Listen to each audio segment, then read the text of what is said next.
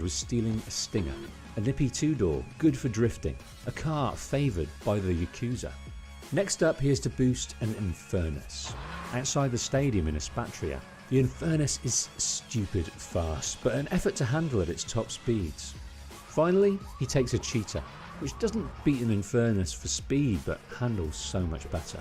Each gang favours a certain type of car, worn almost like a badge. The Yakuza have their Stingers, the Diablo their Stallions, the Mafia their Sentinels. That's the one thing he missed the most about being a Leone, was cruising in their Sentinels. Nippy, durable, and handles like a dream. There always seems to be one or two parked outside Salvatore's Gentleman's Club when he needs one. Salvatore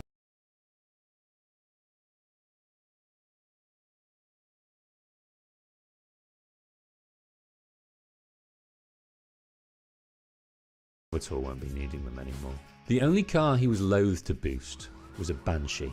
It's pretty and fast enough, but it holds too many bad memories. The car Miguel drove Catalina away in after her betrayal. And while boosting, Claude knows to expect the attention of law enforcement. It's inevitable. He doesn't want to get busted, so he's learnt just how to handle them. Unlike his last employer, the Yakuza's star was high and rising. They had stable, legitimate fronts, with well-controlled dirty money hiding behind it. But like the Mafia, they were concerned with the rise of the cartel. And in Staunton Island, the cartel was starting to disrupt business. The Colombian cartel have ignored repeated requests to leave our interest in liberty well alone. They are also looking to form alliances with the Yardies, looking to use the gang's muscle and to sell spank on Staunton's streets. Liberty City, arise! Claude does his best to sour this alliance and disrupt its success. He attacks the cartel from a Yardie car to try and unsettle the relationship, while cleansing the streets of Yardie pushers. Kenji and his Yakuza are proactive in stemming the rise of gangs here in Liberty. They even have well-paid allies in law enforcement. It's time you met our man inside the LPD. Claude was to deliver this man's payment. They meet in the public restrooms. Yo. You must be I'm a about Zuka's to new turn my screen off. Ray Machowski is one of the more corrupt officers in the Liberty City Police Department, but anyone needing witnesses or evidence to disappear know where to come. He also has the connections for the more lethal firearms that would become essential to Claude before his work is done.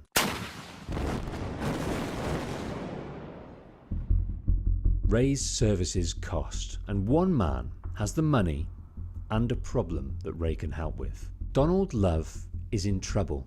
The hyper-successful media mogul so revered and respected in Liberty City has a taste for the taboo.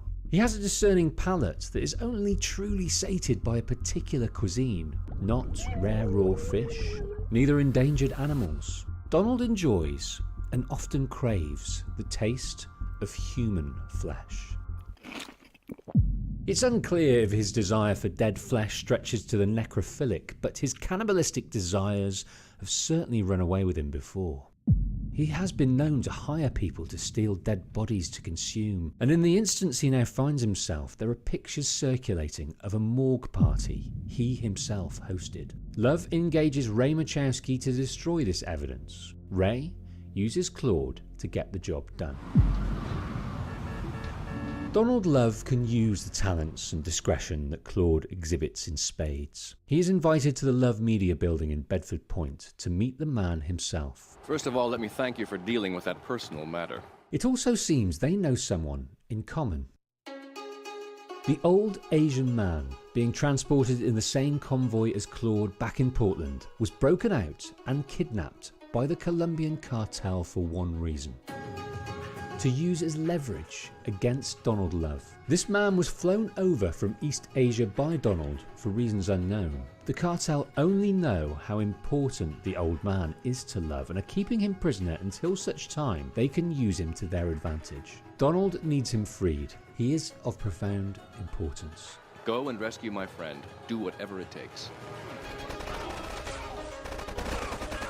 Another clash with the cartel, another mission completed for the powers that be in Liberty City. And this power has another business opportunity for both himself and Claude.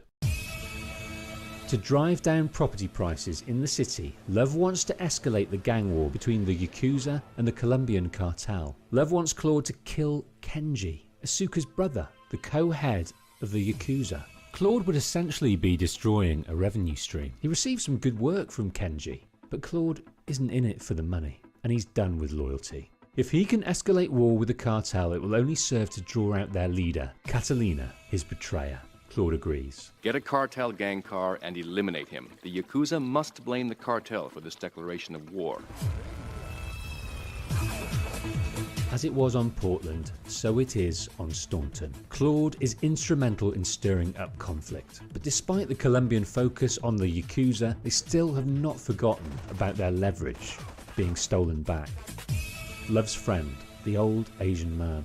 The Colombians get wind of another important import that Love is having flown in. The cartel don't know what's in the package, but again, they know its importance to Love. The cartel take the package. Claude tracks it down to their base at the construction site in Fort Staunton.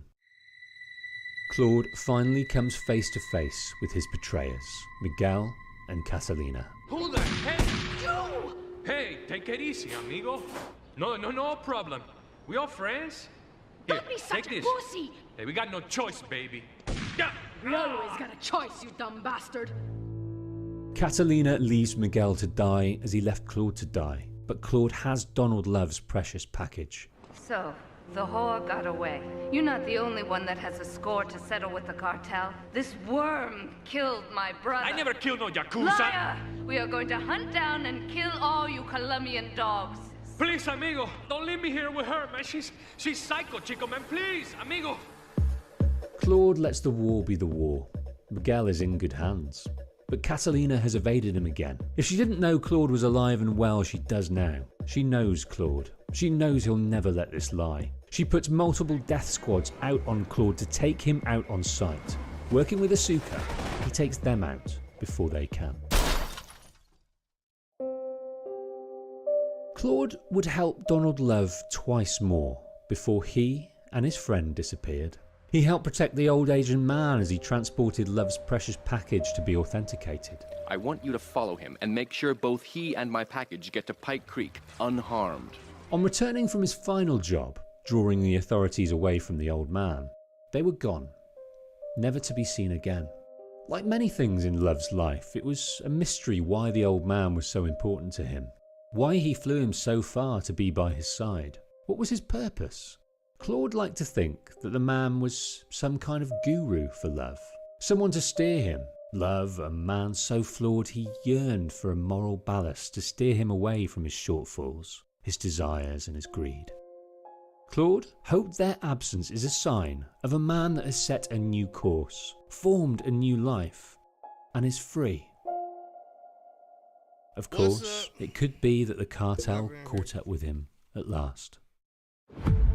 In the Yakuza's war with the cartel, Asuka finds Miguel to be a valuable resource. Asuka's interrogation is bearing fruit, with the help from Maria. Do we tighten it some more now or just wait for it to turn black and fall up? And with Claude's help, they drive more nails into the coffin of the cartel Spank Enterprise. Catalina and her cartel are backed into a corner, and when arriving back to see Asuka, Claude finds out just what a cornered animal can do. Miguel Asuka executed, and Maria kidnapped. A note to bring $500,000 to the villa at Cedar Grove to make the exchange. He has the money, a byproduct of the work he has done. Claude likes Maria, one of the few people in the city that he was able to like. He doesn't want to see harm to come to her, and if $500K can get Claude in striking distance of Catalina, he'd do it. Claude takes the bridge across to Shoreside Vale. Shoreside Vale, the third borough that makes up Liberty City, the home of the Francis International Airport, and where the rich... Yeah, so what I was doing is just watching the story of Liberty City. This is... knows he'll be walking into a den. Grand Theft Auto 3, this is when I first started. He knows My it's first unlikely Grand that Theft Auto Claude will game let I him played. walk out with Maria, but he needs to end this. 13? 12 or 13? Maria or to get me back? Well, I got news for you. Shooting you will be a pleasure, but getting you was only business. But they mouths and shit didn't work. I mean, like, this looked remastered or some shit. Catalina takes flight. And The she has graphics Maria. didn't look like this They when I land inside the played. fenced-off Cochrane Dam, crammed with. It might be cartel. definitive Claude edition. has accrued You know many what? Let me skills, go ahead and has search and access see to if many that weapons, and sent. even is a game I can get. I think it's a Rockstar. Cause them graphics look pretty fucking good, man.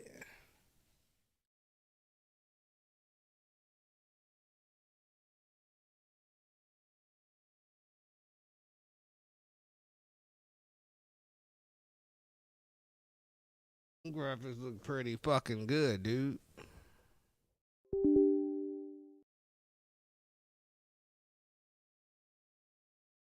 Wonder who online tonight. I got somebody to play with. Hey Google. Okay, Google. Call John Walker.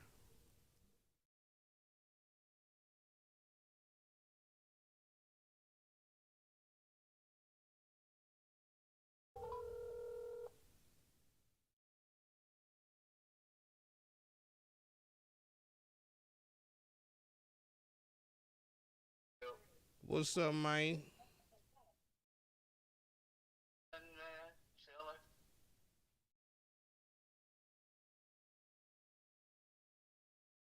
That's what's up. Yeah, I hear you. Damn, this motherfucker, $60. Damn. What's $60? The Grand Theft Auto trilogy, the definitive edition. You buying it? Cause I want it. Don't you ain't got all the Grand Theft Autos? Nah, you know they remaster like the definitive, like they mouths and shit move instead of just. Sound like a waste of money, bruh. That's why I'm not trying to spend $60, bro. Did the one shipment install? Yeah, you talking about? Yeah, I installed the thing. Did it install the game? Do you know? Did you look at load up the launcher? I didn't load up the launcher, no. Yeah, when you get time, load it up. Let me make sure that it actually download. Cause I think I want to say it's like 30 gigabytes. The launcher downloaded, but I didn't open it up. Yeah, you need to open it up.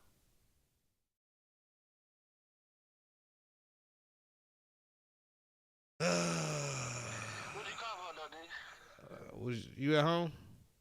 Yeah. Are you getting on the game? Or are you on the game? Huh? I got the game loaded up, but I ain't playing right now. Oh, well, if you want to jump on, let me know. Jump on what? Well, we can't play Division right now because they got that game messed up on the update they did. If you load in, it'll mess up all your weapons.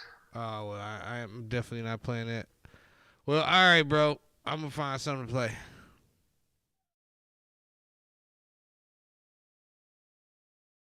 Hello? Yeah, what'd you say? I said, I hit you back. I'm going to find something to play. All right. All right.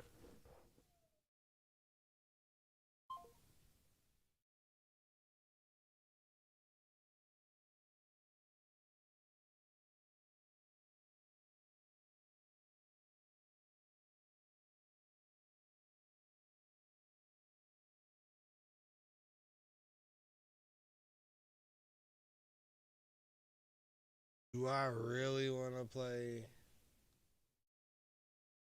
Call of Duty, bro?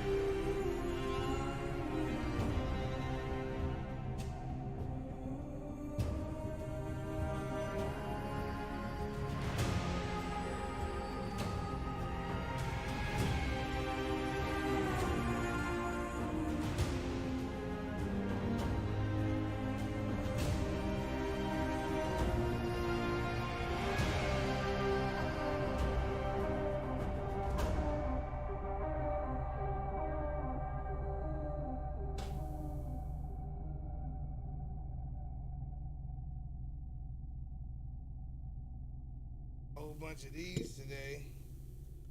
Ooh. That is.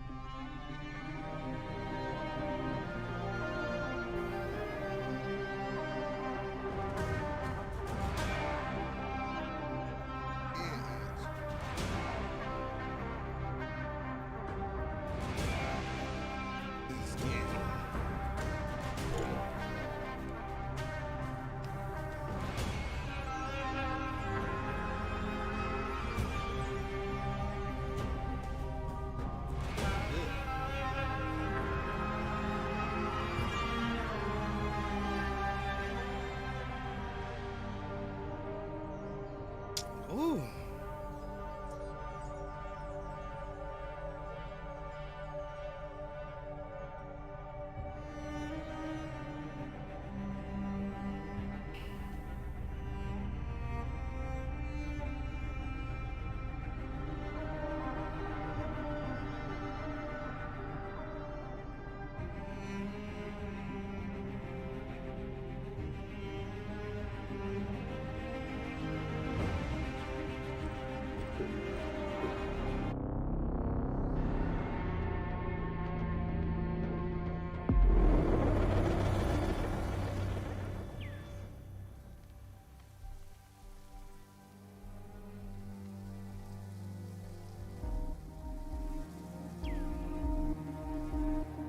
All right. What we doing? Magi! These crops need to be loaded for transport by the day's end. A little more than a moment of my time, don't you think? I'm sorry. We are normally two, but my son cannot keep up. One thing at a time. Let your boy rest. I will help you collect your harvest. He is too young to be working the fields. I know it, but my field hands ran off when I couldn't pay. The tax collectors demand all my grain, or they will burn my house down. Thank you, sir. Now I'll be able to pay Sefetu's dogs off. This time at least. Tell me about these tax collectors. They ride the roads all around Sais, sticking mostly to the outskirts. Their rabid master, Sefetu, has them tax the people for all they have. Let me see if I can find them and convince them to change their ways. You work on your farm and raising your boy. Yes, Ned. Now that he can get some rest, I think my boy will get back his strength. The gods praise you.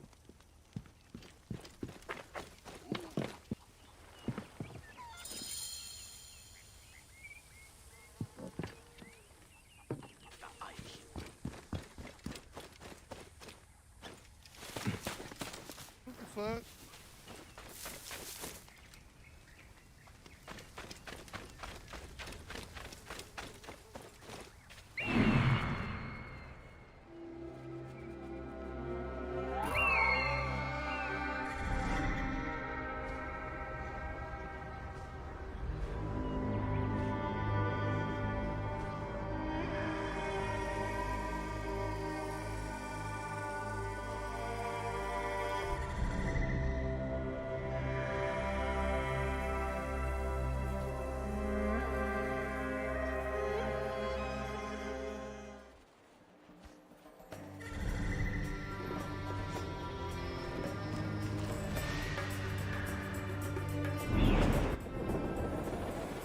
This old boy I need to kill. Have you had Macedonian dates?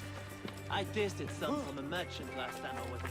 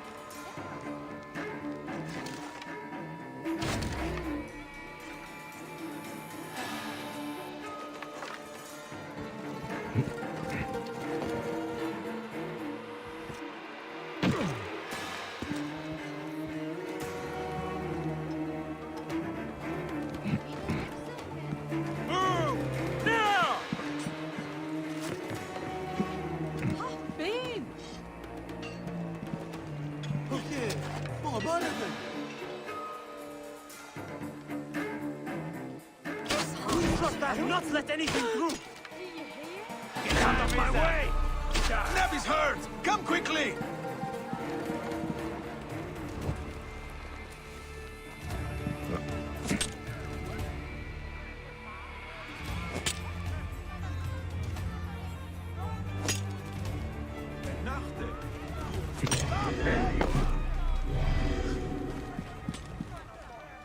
I heard Nofuri say that they were packing up to move to Letopolis.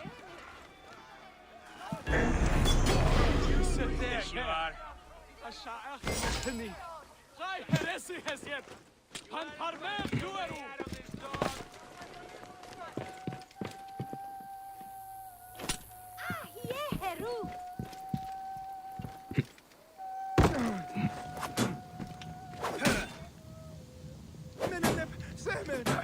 من منت الحوار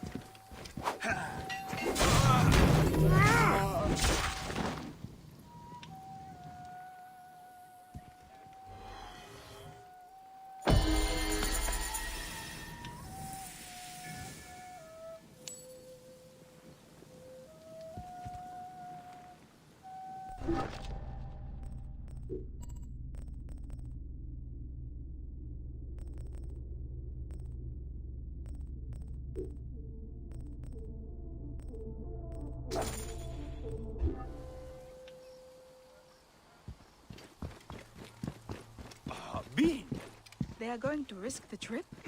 So she said, their farm is failing, so they see it as a new start. It sounds like a lot of work. To restore and rebuild the whole city.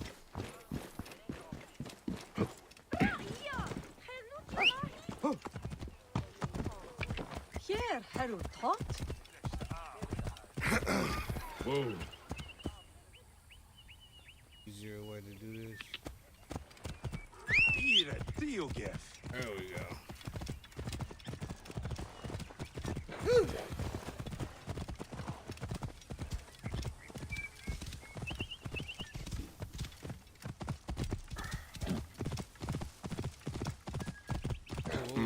Whoa, stop. This must be from Hakov's brewery.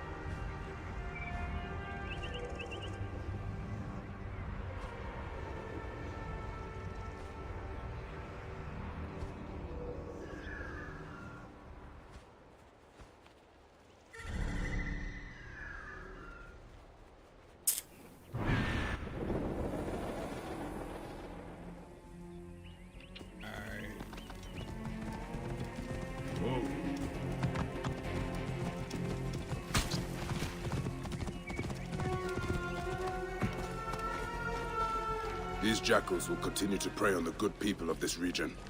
I must deal with them. This area is off limits.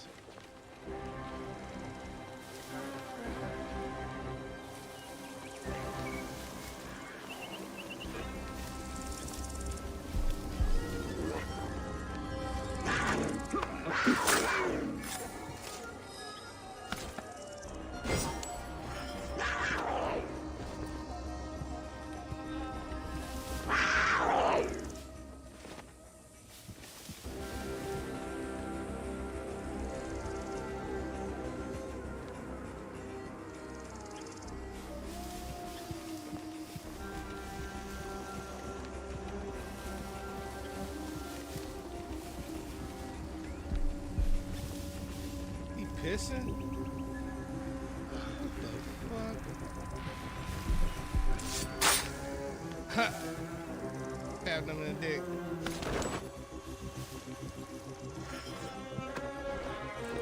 The horrible way to die. Stabbed him in the dick. He was pissing though.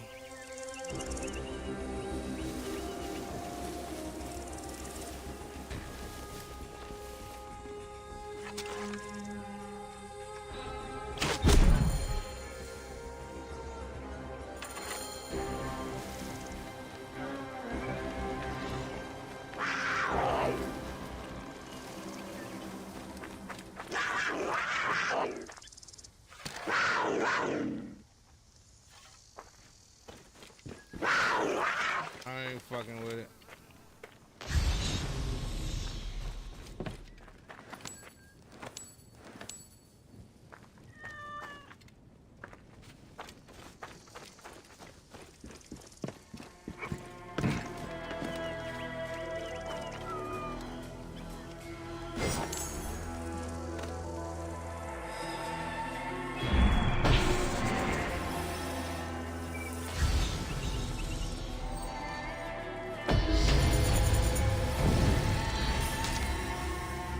Boy, leveling up.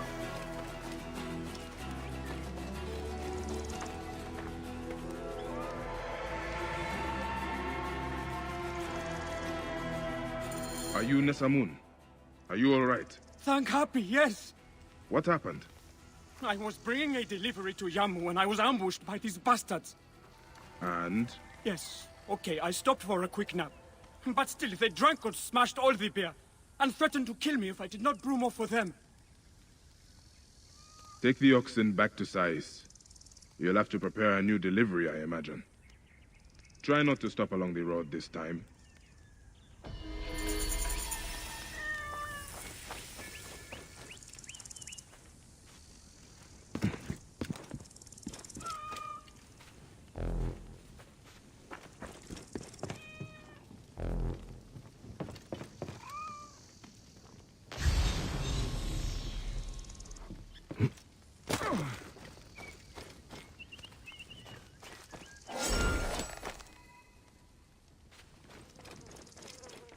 Make sure I looted everything.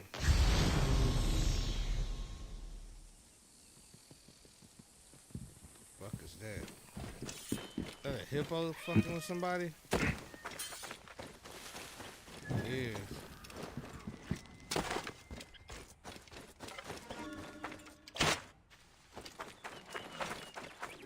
Trying to save you, lady. Oh shit.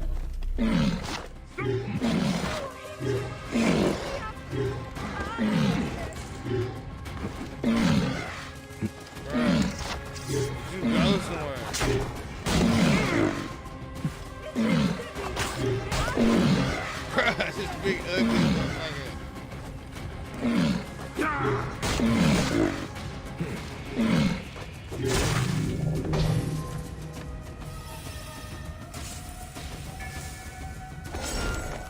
Here, Senia and Fatima. Tiwaputuye. Damn, that motherfucker was fucking that girl up. She bleeding and shit. You okay? You wanna go talk to a doctor? That hippo fucked you up. Jesus. Abby. You fucking cats.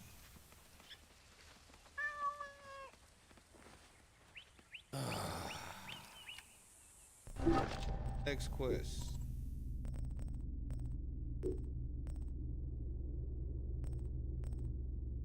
Yeah, I gotta do it, man.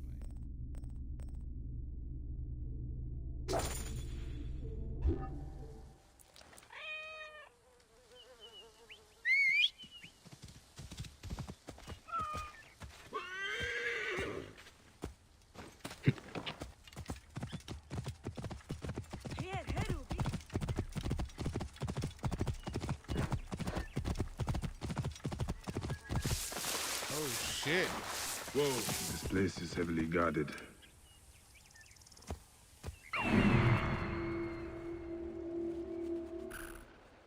Can I just kill these motherfuckers over there?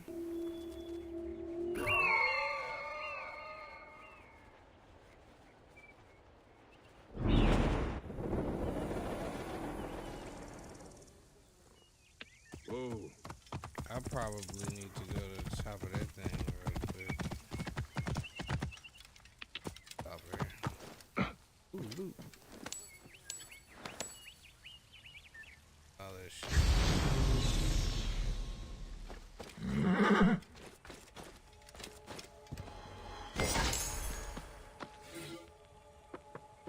I think your father outdid himself this time. I told you, the man had it out for me, the guard post. Yeah, me station at Impossible. Oh, shit. Some shit going on.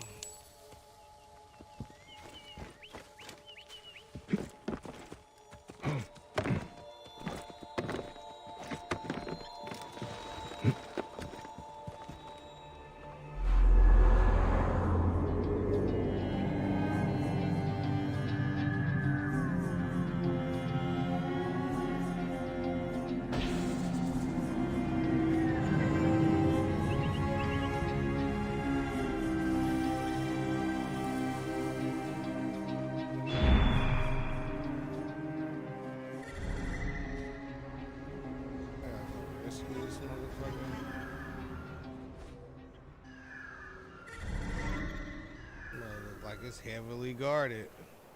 We got guards on every fucking.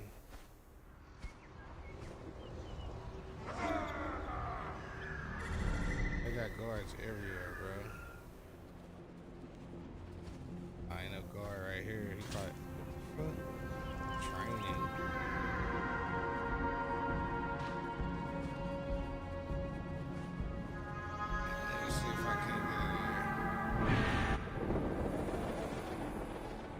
See if I can't get up in there, man.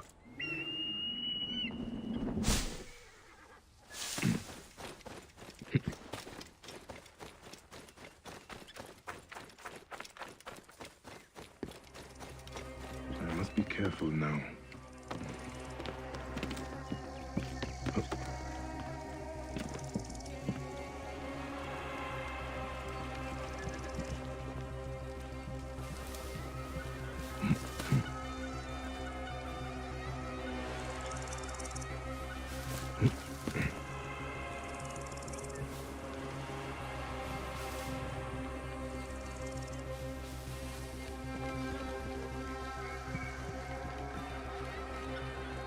By my father's cult, Marcos.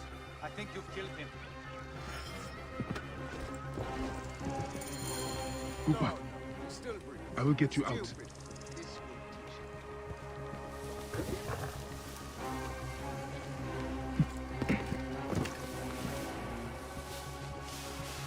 Oh!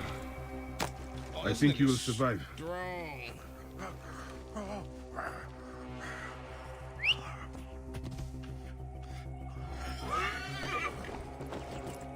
I know the scarab took your tongue, but we can help each other.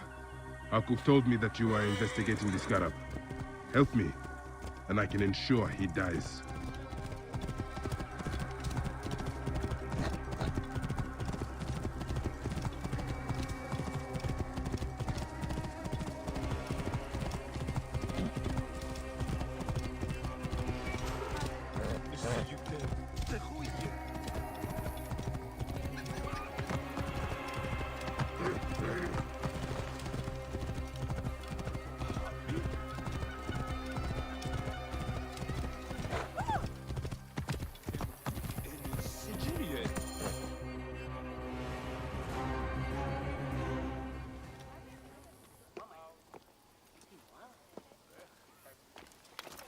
Father, are you alright? Is he hurt? Banged up, bruised, and thirsty. The soldiers did not take kindly to him, but he will be alright. Where's your father, Kawa? We must speak of this. Father is away, on his great work. Mother! Grandfather is hurt! Soldiers mistook him for a beggar again. Father, what have you done this time? He was searching for the scarab. I hope he can help me. And in return, I can protect your family. The scarab is nonsense. Everyone knows this. He wants you to read them.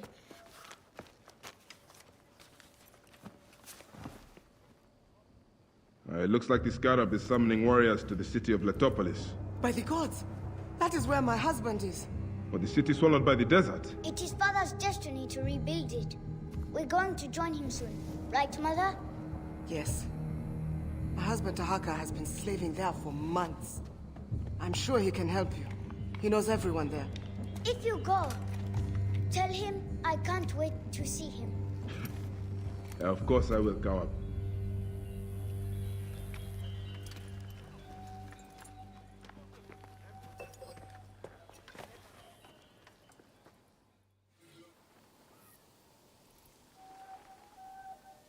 Anna, you've been quite silent of late. I hope you're not withdrawing into yourself.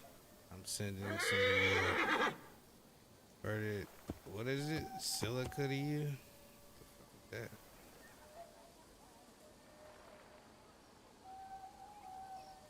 So much stuff going on, bro. I'm doing like multiple quests. Like I don't even know the story no more. Like now it's telling me to follow this shit. What the freak? Open world games, man. They too open. I don't know what to do. Get off my horse, lady. Back. Alright, I'm supposed to. Damn, that mug far.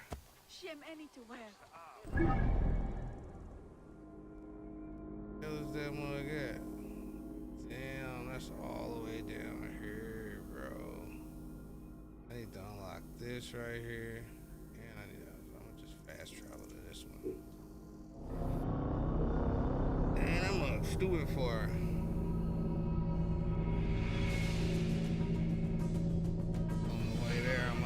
The other fast traveling point.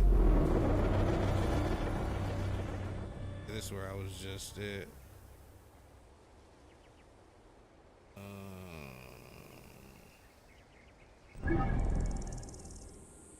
Destroy that. Go ahead and jump off of here.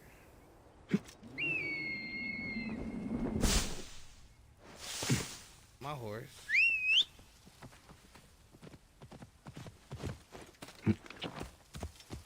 Ease on down the road. Whoa. Yeah, man, I haven't played this game before. It's my first time playing it. I like it though. I think the last Assassin's Creed I played before this one was Unity. I just bought the like bundle, mythology bundle. I just said I'll just play the games through. I like it though. I like it a lot. Whoa. I had that other mug marked. I should probably try to take these out too. Maybe having treasures and shit.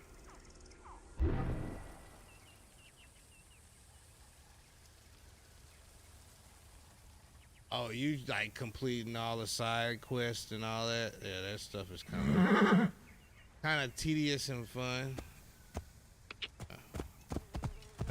Whoa. I'm just impressed on like about the game. I'm impressed about everything. I like it though.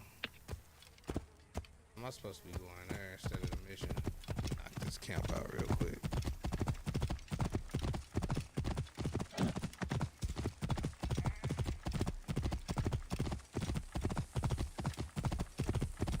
Whoa. Another statue I need to destroy? Jesus Christ, they everywhere. سمعت شعرت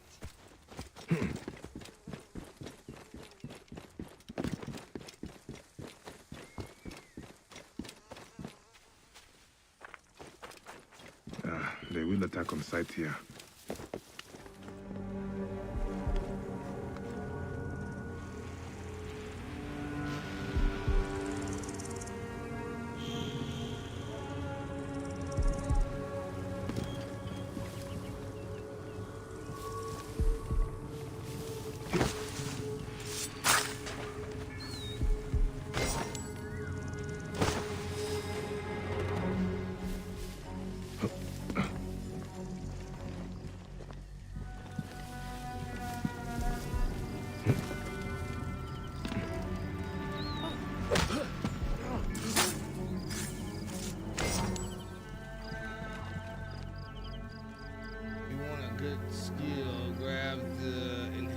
Predator bow upgrade. And yeah, dude, I just started. Oh, I have, yeah, like I said, I don't have none of the DLCs, but I probably will buy the DLC after playing this. Don't want any surprises. All right.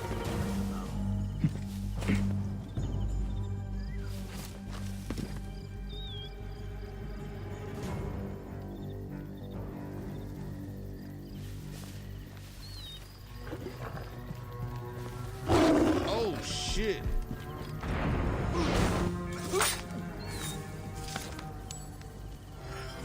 Motherfucker. Again. Oh my ass.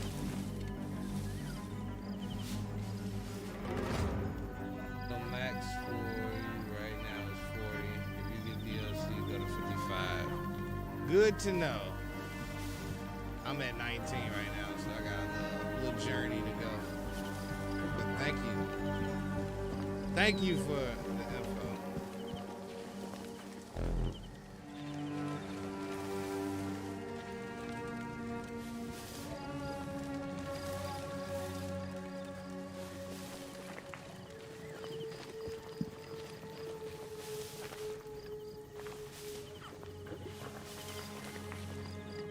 Hey. Oh. Lay down, lay down, lay down. My guts are telling me to be careful. Gone. Pick up, pick up, pick him up, pick him up, pick him up. Shit, shit, shit, shit, shit.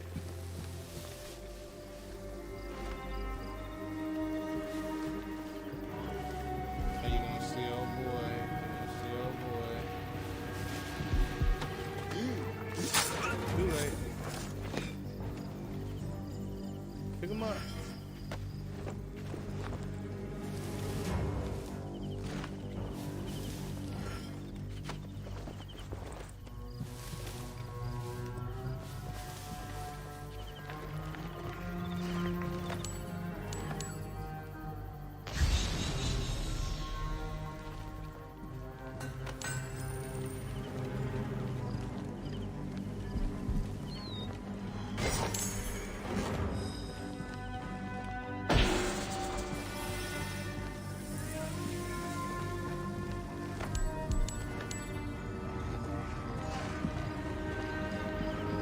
Dude laugh. Oh. You saw me, but it was too late.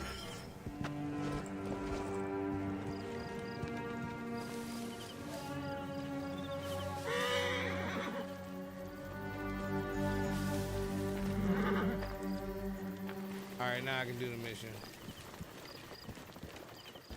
I cleared that camp out nice and smooth. Nice nice and smooth like.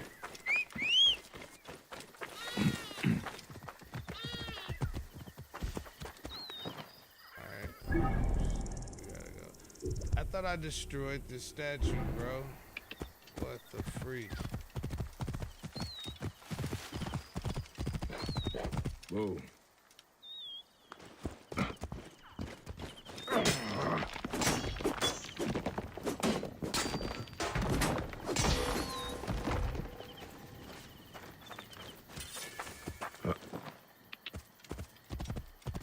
Whoa. Let's see where we going now. Oh, we got a big ass camp over here.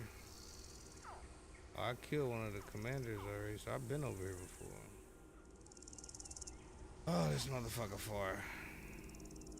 I'm supposed to be going to this, but I'm trying to just complete everything on the way. Go here next. Oh, I think I got my ass kicked up here. That's what that was. Whoa. I got my ass kicked up here. Hey, what?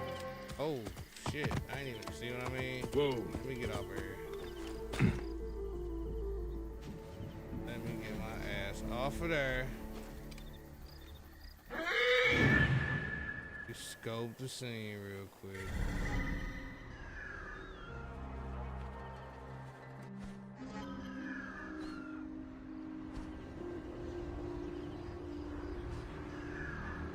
Yeah, I definitely think I got my ass kicked this way. Like a fucking fortress.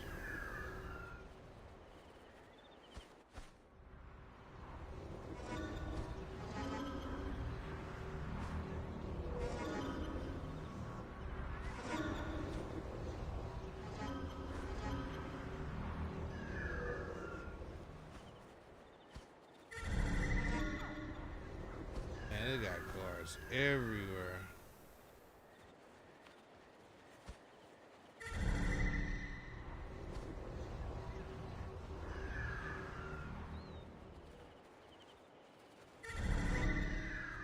Yeah, I'm not gonna do this. It's just too much going on over here, bro. They got turrets.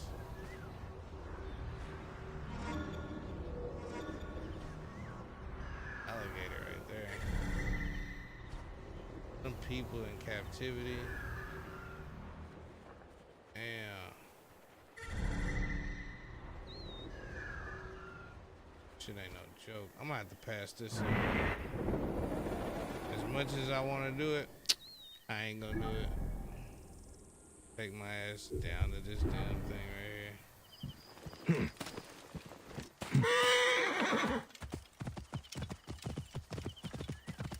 Out. Whoa. I don't want no parts.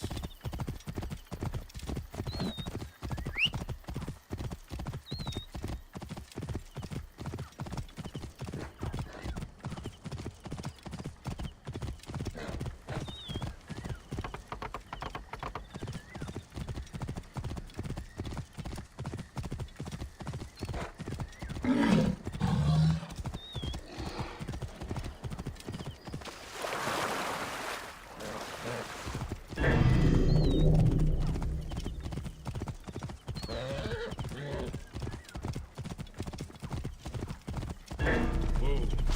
Oh shit. I wasn't paying attention.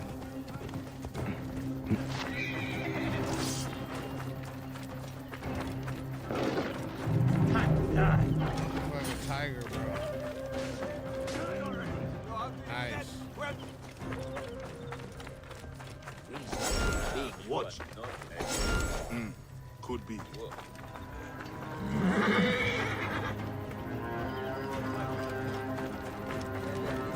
Fucking lion.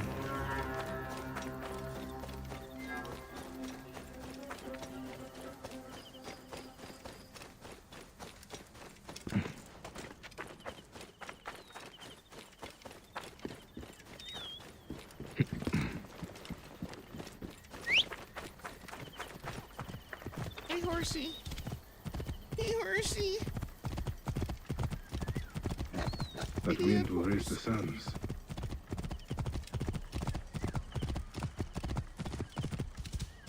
Whoa. This nigga Latrell, bro.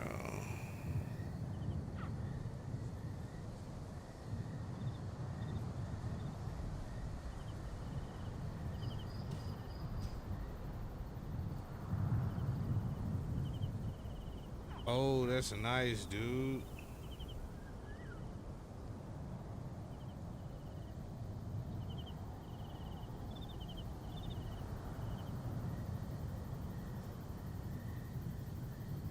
I'm sorry, y'all. I should be playing a game, but I just got a text message. I can't multitask real well, so forgive me.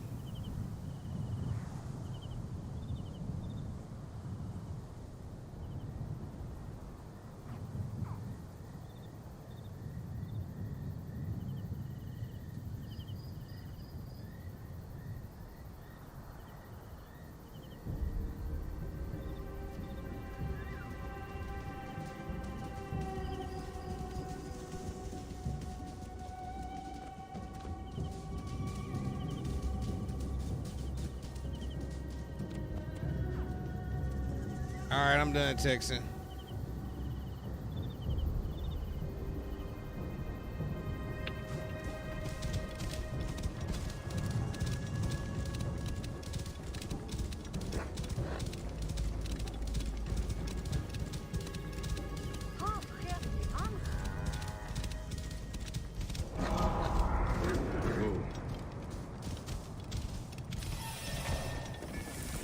Enough then.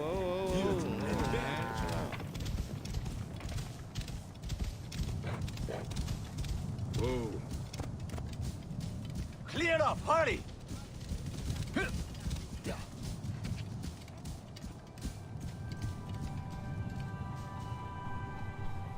Ireni, Renpet. I passed up the damn fast travel. Damn! I was supposed to hit that shit first. Fuck, I told you I can't multitask. Shit.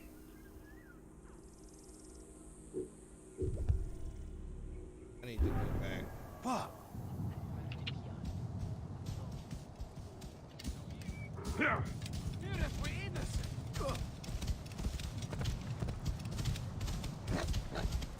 I done got hungry again. Idiot! Damn, Anju!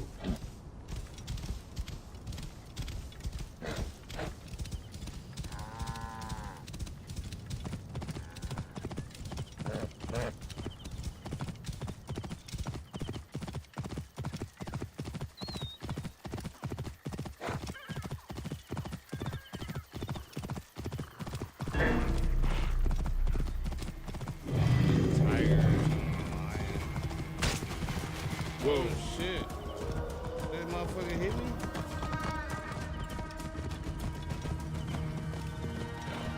Whoa.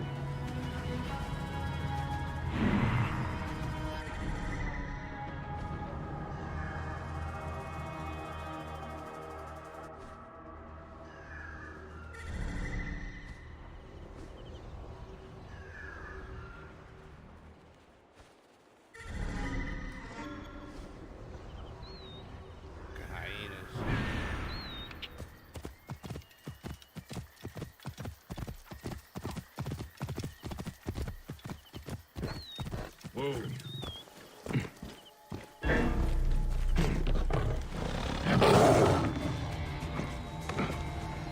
Damn, motherfucking lion, bro.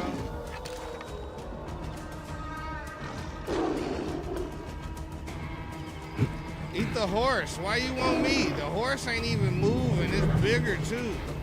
The fuck on somewhere, fucker. Fuck wrong with you, bro? The horse is big as hell, but you want me?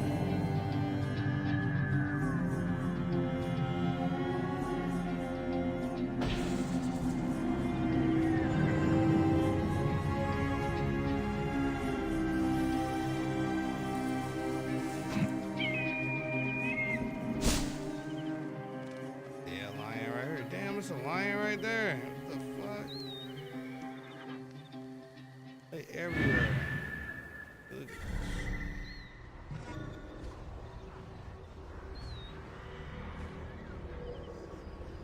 Man, they got lions everywhere.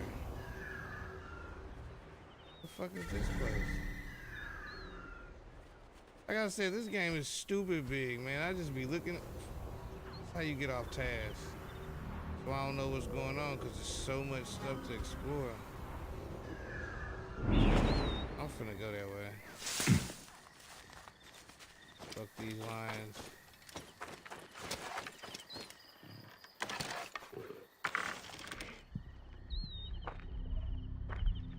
Back, bro.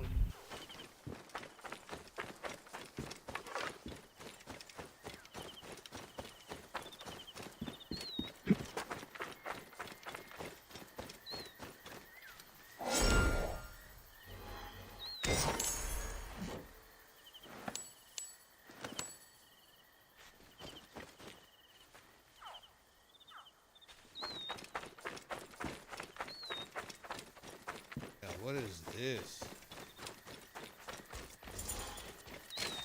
What is that?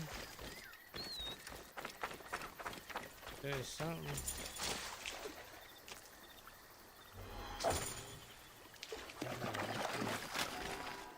Blood on the water. Omens in the sky.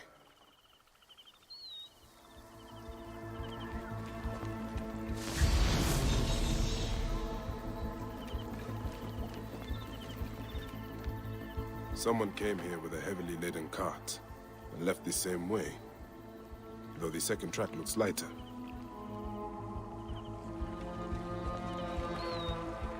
I suspect the sarcophagus was transported by cart. It is inscribed with the mark of Serket, the scorpion goddess. But where is the body?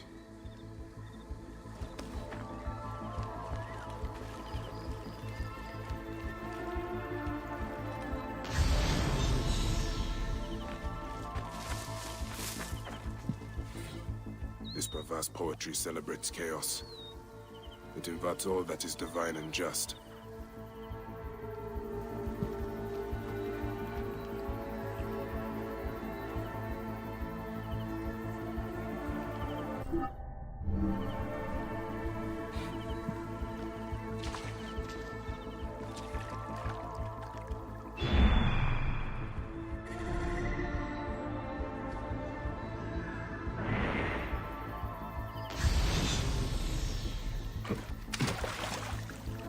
Go underground, bro. That shit look like it's underground.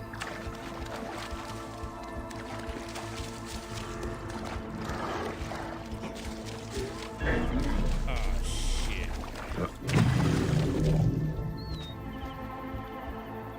Fucking hippos, bro.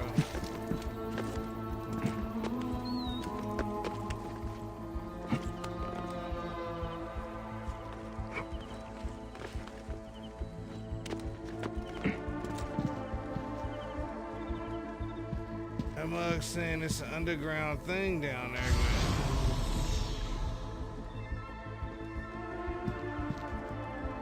How do I get underneath there?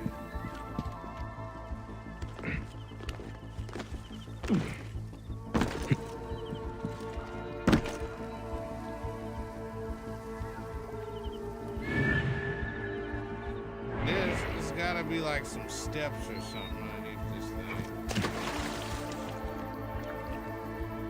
Yeah, what the hell? Like, what the fuck?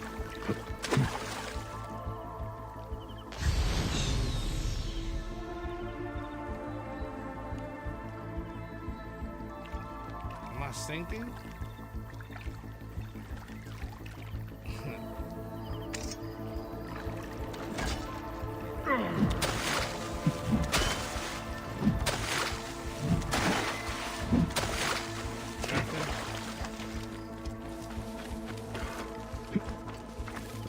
Damn it!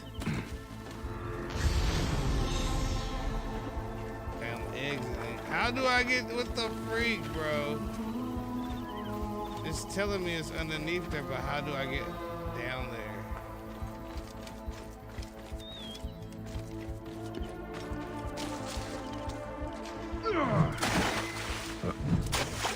door open up or something, man? Come on.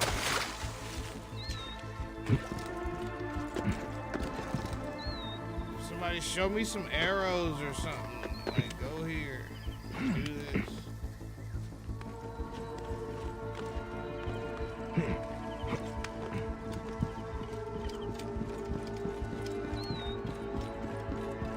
It's got steps, but there's no freaking steps. Like, what does that mean? Consent is sexy. Are you still in here? If you are, like, what the fuck?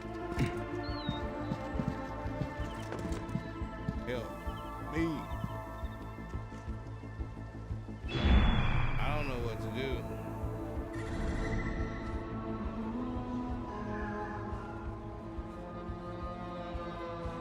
I don't see no other openings. Trying to circle around and see if there's any more openings. How do you get underground, bro? A lot of fucking hippos, though.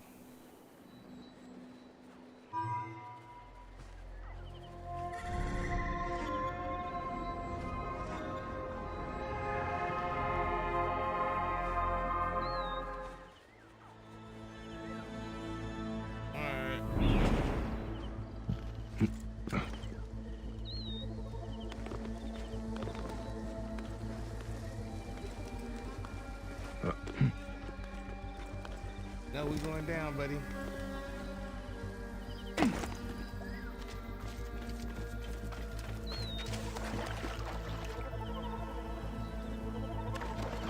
Like, he stopped right here for a reason, like, what the freak?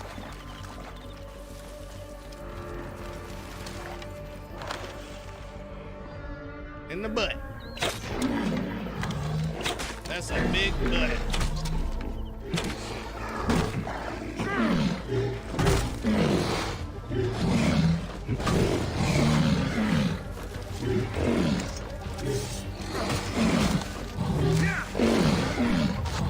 Hey, yeah, man, get off of me.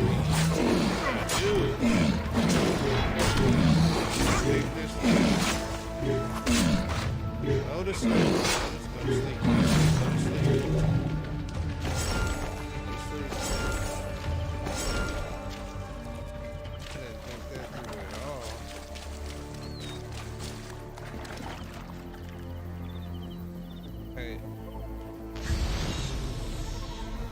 How do I go downstairs?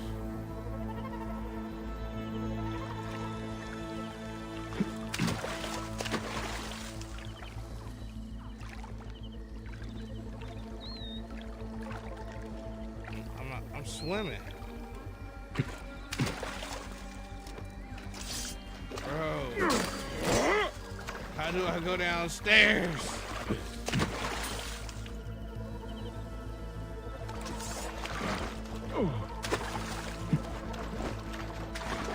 There we go, here we go, here we go. Knew I wasn't tripping, man. Look at all that loot.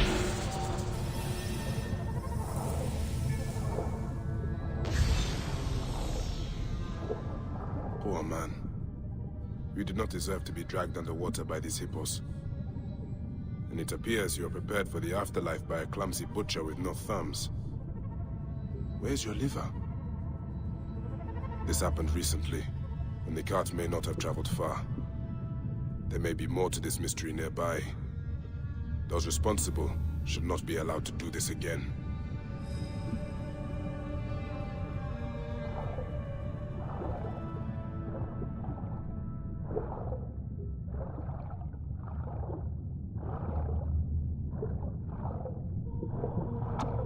Get up, I'm trying to get up. And this hat is hurting my head. Damn.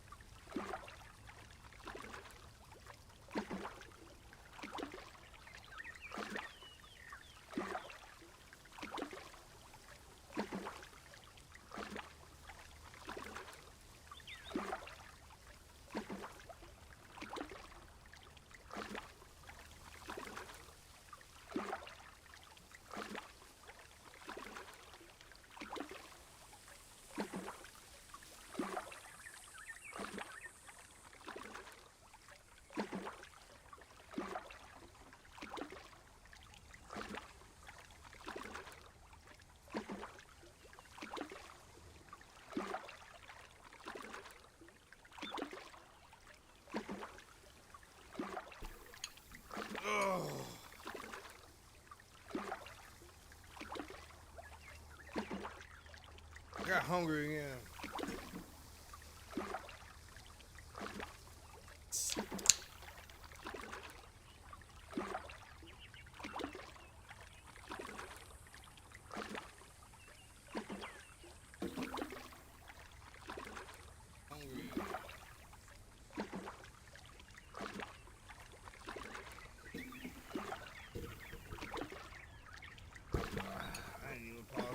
Still in the fucking water.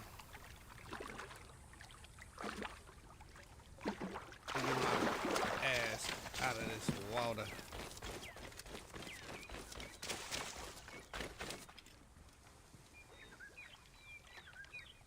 Alright, it's rude to eat in front of people, so you know what I'm saying? I'm not gonna let y'all see me eat.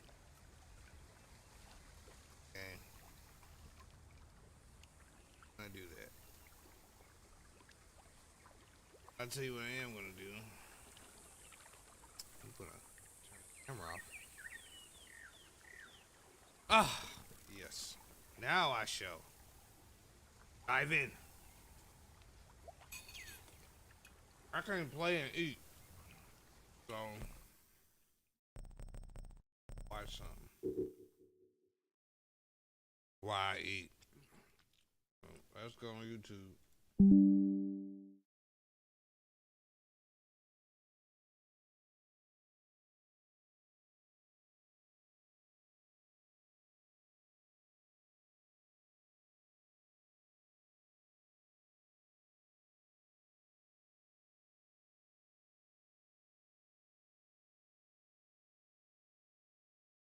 I need to change this to just chatting.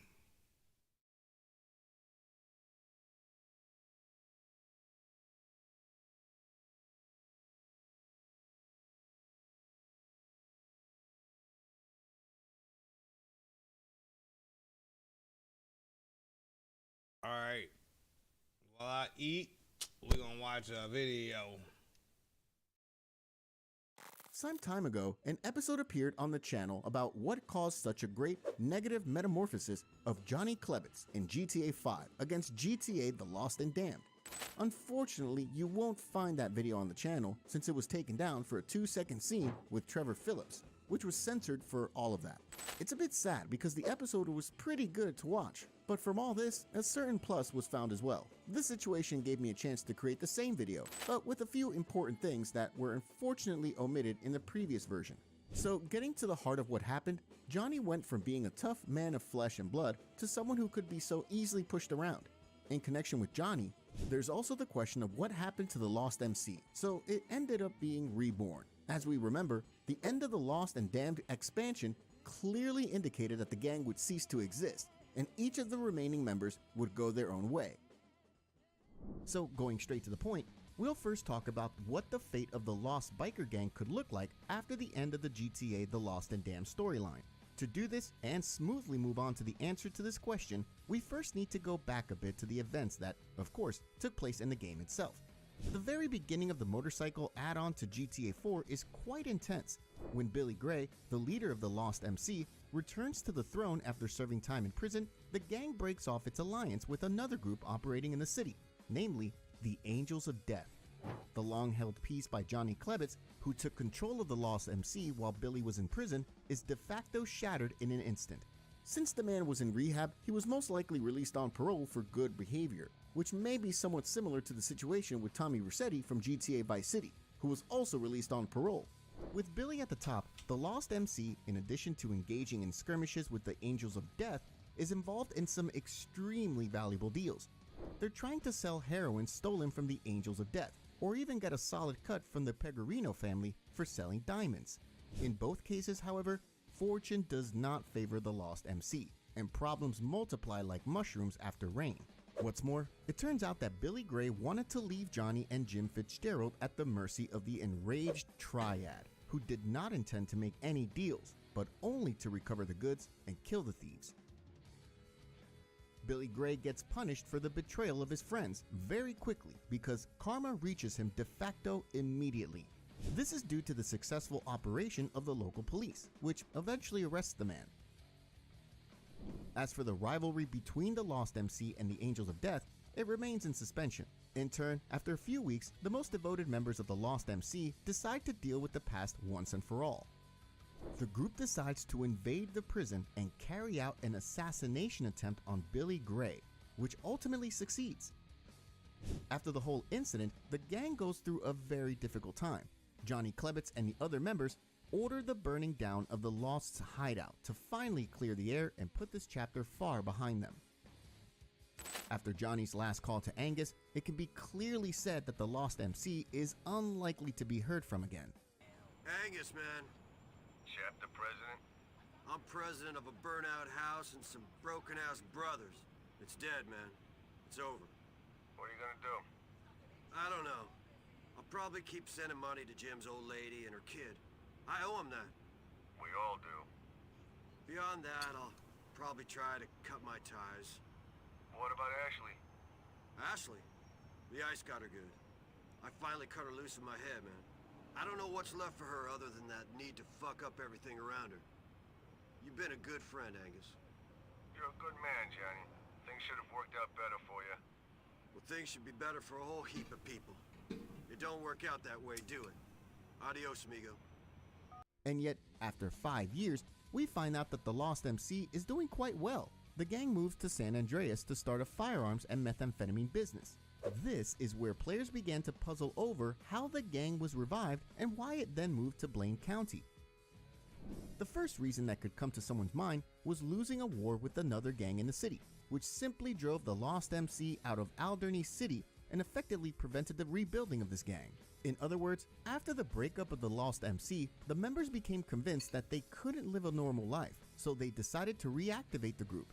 Unfortunately, the men did not see a chance for themselves in Liberty City and Alderney City due to the rival biker gang and the difficulties in raising funds and influence to allow for a full revival.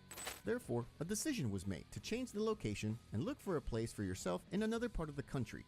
The choice fell on Blaine County, where the methamphetamine market was booming. And that brings us to what we believe is the true version of events. Pay attention to the fact that at the end of the game's storyline, the bikers lose everything. In the beginning, the boss of the Lost MC, Billy, without a moment's hesitation, set up his gang. This situation causes gang members to lose morale and begin to doubt their beliefs. While the concept of betrayal isn't completely foreign to criminal organizations when it's committed by the boss himself, the members of such a gang can feel as if they're living in one big lie. What's the point of trying to help the gang and call yourself brothers if even the gang boss himself, that's the most important person, turns out to be two-faced and willing to sell everything in the name of money? From that moment, the actions of the Lost MC are heading toward the end of the entire gang. However, it doesn't turn out to be so simple, because we're dealing here with the recidivist syndrome. In short, a person who, for example, spent 15 years in prison and has learned to live there and cope after being released cannot find himself in that freedom, which often causes him to think that it would be nice to go back behind prison bars. It was the same with the Lost MC, who totally could not find themselves in life as, let's call it, normal people. It quickly turned out that they missed gang affiliation and criminal life. Not only that, it's important to remember that other motorcycle gangs, like the Lost MC, have many sets scattered throughout the United States, in the real world. Due to the fact that the Lost MC ceased to exist in Liberty City and Alderney City, people who wanted to continue their criminal path were de facto forced to go to other parts of America. The men decided to meet and reactivate the gang, which, however, turned out to be difficult due to the very unfavorable conditions on the streets of Alderney City and Liberty City.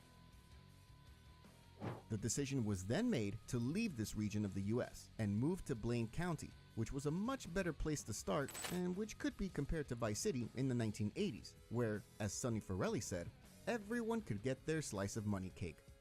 And finally, it's also worth mentioning that the Lost MC had a serious fight with law enforcement after the last mission in GTA The Lost and Damned. The armed attack on the high-security prison in Alderney City was a total overkill. Even Thomas Stubbs himself, despite his many political connections, would not be able to cover for Johnny Klebitz, whom he valued for helping with his dirty tricks. It can therefore be said that leaving Liberty City in order to keep the gang running was an absolute necessity. In the meantime, let's move on to the second part of the episode, dedicated to Johnny Klebitz. Overall, the man during the events of GTA The Lost and Damned was a really tough guy. Johnny was also an opponent of drug use, among others because of his love. Ashley, who was going down more and more every day because of crackhead. Hey, My God, you look like shit. What's wrong? nothing. I haven't been to bed yet. I remember that shit. I remember that game. What? What are you, a fucking idiot? White trash motherfucker, what is wrong with you? Give me a break, okay? I feel like death. Hey! What? It's because I care. You know that. Yeah, I know that. And now, with this picture in the back of our minds, we move to GTA 5, where after 5 years, Klebitz becomes a drug addict. Many players feel that Rockstar North has been a bit sloppy with the idea of such a big change in Johnny Klebitz's personality. While Johnny was involved in drug dealings in GTA The Lost and Damned, he never took them himself. For some reason, this changed in GTA 5, where Johnny was also involved in the drug business, by the way being a client of his own too. The answer to the question of what caused such a big change in Johnny's personality is very simple: Ashley.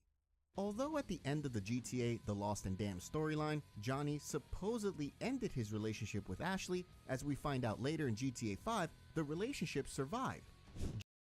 Johnny certainly tried to fight his beloved's addiction, but eventually gave up. Yeah, I Moreover, fucked that there's food a high up. probability Yeah, I that wanna not know. only was Johnny unable to help Ashley, but also Feel like Ashley going to got bed him now. into the addiction. From the player's perspective, the sad thing is that nothing is known about what happened, that Johnny finally decided to meet Ashley, and what the woman told him that she Nice and managed to full. convince him, and what's more, why Johnny gave her a second chance in the relationship. The only thing we know about this is that after the ending of the Lost and Damned expansion, Ashley contacted Johnny asking him for money, but Johnny was determined to break off contact with her. Didn't think I'd hear from you again. I didn't think I'd call you.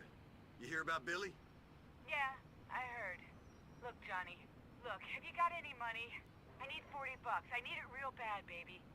Not this time. You can kill yourself on your own. Goodbye, Ash.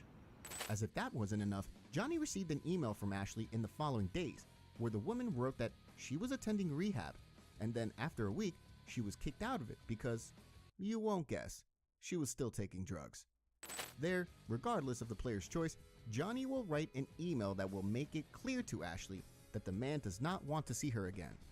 So as you can see, it would seem that Johnny's relationship with Ashley came to an end, but somewhere between the events of The Lost and Damned and GTA 5, the fates of these characters crossed again. By the way, it is worth mentioning here the relationship between Tommy Vercetti and Ken Rosenberg, which is a great analogy to the situation. The difference, however, is that Tommy Vercetti decided to break off contact with Rosenberg as soon as possible, who at some point ceased to be of any use to the Vercetti gang. Since Ken was still high on cocaine, Vercetti had no use for him, so he had to decide to break off contact with Ken, who eventually, as we know from the introduction, ended up in rehab. By the way, we recommend you watch this episode because we discussed there the whole thread about what happened to the relationship of both men after the end of GTA Vice City. Coming back to the point, the worst thing about all this is that in GTA The Lost and Damned, there are clear examples of Ashley Butler acting the same as in GTA 5 with Trevor.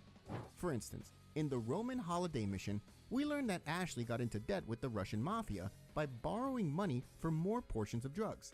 Immediately in this quest, as players, we can see that the woman wanted to get money at all costs to satisfy her drug hunger. In turn, the second situation is Ashley Butler's relationship with Ray Boccino, who also gave her money for more drugs. Interestingly, Ray Boccino did not do it for nothing, because the man was probably also sexually abusing Ashley, and the woman may have been his informant about how things are going on in the Lost MC. You're gonna have to cut that shit out, Ray. It's not fucking cool. I fucked Ashley, my friend, and now I'm gonna fuck you. Anyway, Ashley cheated on Johnny long before the story of GTA 5. However, in the Mr. Phillips mission, the developers showed it more bluntly. Who knows, maybe Johnny was cutting Ashley off drugs, or maybe the man just missed them sometimes. And considering Ashley knew about Trevor's drug use, she decided to have sex with him in exchange for another slice. Anyway, we suspect that not only with him. Going further, it's impossible not to mention a certain issue that was completely omitted in the previous episode about Johnny. Namely, the user, Johan Batcron 1206, drew attention to an extremely important detail that can be found on Johnny Klebitz's jacket in GTA 5, As it turns out, Johnny has the rank of vice president on his jacket, although after GTA The Lost and Damned, he was in the position of president. At first, we thought it might have been a simple developer oversight, but Johan's further explanation convinced us that this change made a lot of sense. Given that Johnny Klebitz became a drug addict, it's not surprising that his position in the gang was severely affected. So it's only natural that the Lost MC decided to kick Johnny off the ladder for the sake of the group, as he was becoming more and more of a junkie. As a result, he became less and less useful, moreover, setting a bad example to the other members of the gang. To sum up this part, the answer to the question of why Johnny became a buster in GTA 5 is rather simple. In short, the drugs caused total havoc in his mind. Johnny became weak physically, but mostly mentally. The decision not to throw Ashley out of his life eventually led him to the very bottom, and finally to his death. Rockstar North, on the other hand, once again made us realize that drugs can be fun in the beginning, but in the end, they can ruin your life. Meanwhile, that would be all. If you like this episode, we recommend you watch 2 videos now visible on your screen. Thanks for watching. Bye.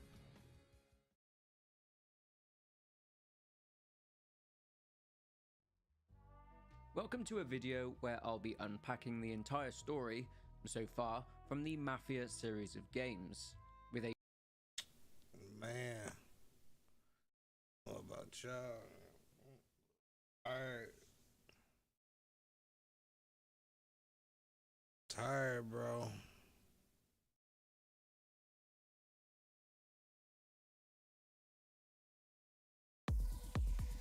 Now, I know that this is not horror. I know, but I'm a lore guy. I absolutely love lore and learning the stories behind games. Even more so when they are games that I played as a kid who was playing zero notice to the storylines. I absolutely loved the Hitman games whilst growing up. Nothing beats that nostalgic feeling of firing up either Silent Assassin or Blood Money, harking back to those days playing on a massive TV in my parents' living room on my PS2. Spending hours on levels so this bald-headed nutcase with a barcode on the back of his head could find crafty ways of taking out targets without raising suspicion.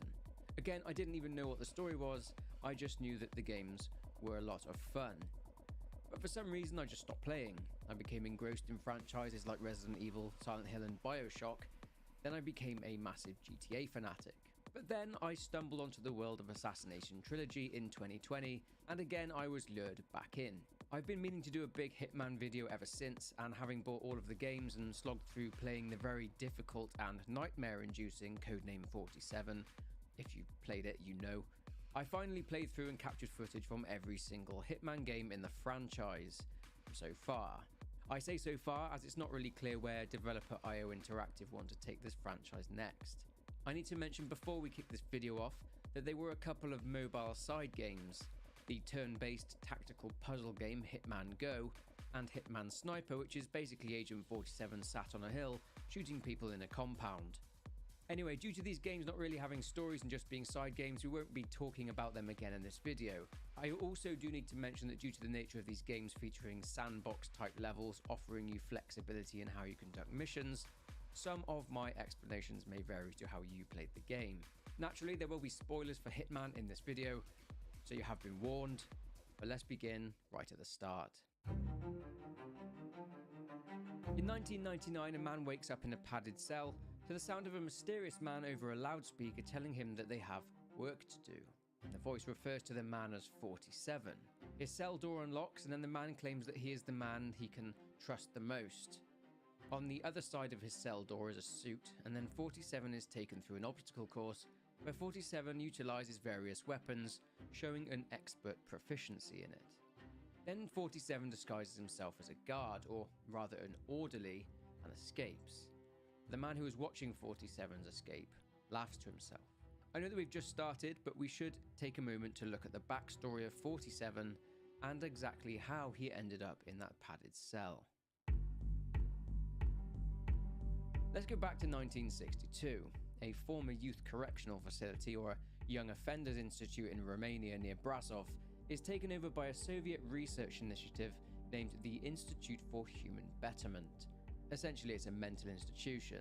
The person in charge of this initiative was a man named Otto Wolfgang Ortmayer, a German scientist who actually served in the French Foreign Legion in the 1950s. It was around this time that Ortmeyer developed an obsession with genetics, or more specifically, manipulating genetics. This came after he discovered the limitations and potential subordination of the average soldier. But back to 1962. The basement of this Institute for Human Betterment contained something very dark and sinister. It was essentially a human cloning program along with genetic experimentation. And on the 5th of September of the year 1964, Clone 47 is successfully cloned. He has a barcode tattooed on the back of his head, but the numbers do have some significance. 640509 is the date of his birth or creation. 04 refers to him being the part of the 4th series of clones, and 01 means he is the first clone of that particular series, and 47 means that he is the 47th of Dr. Ortmeyer's clones. 47 was regularly injected, and this caused him to lash out at the doctors at the asylum.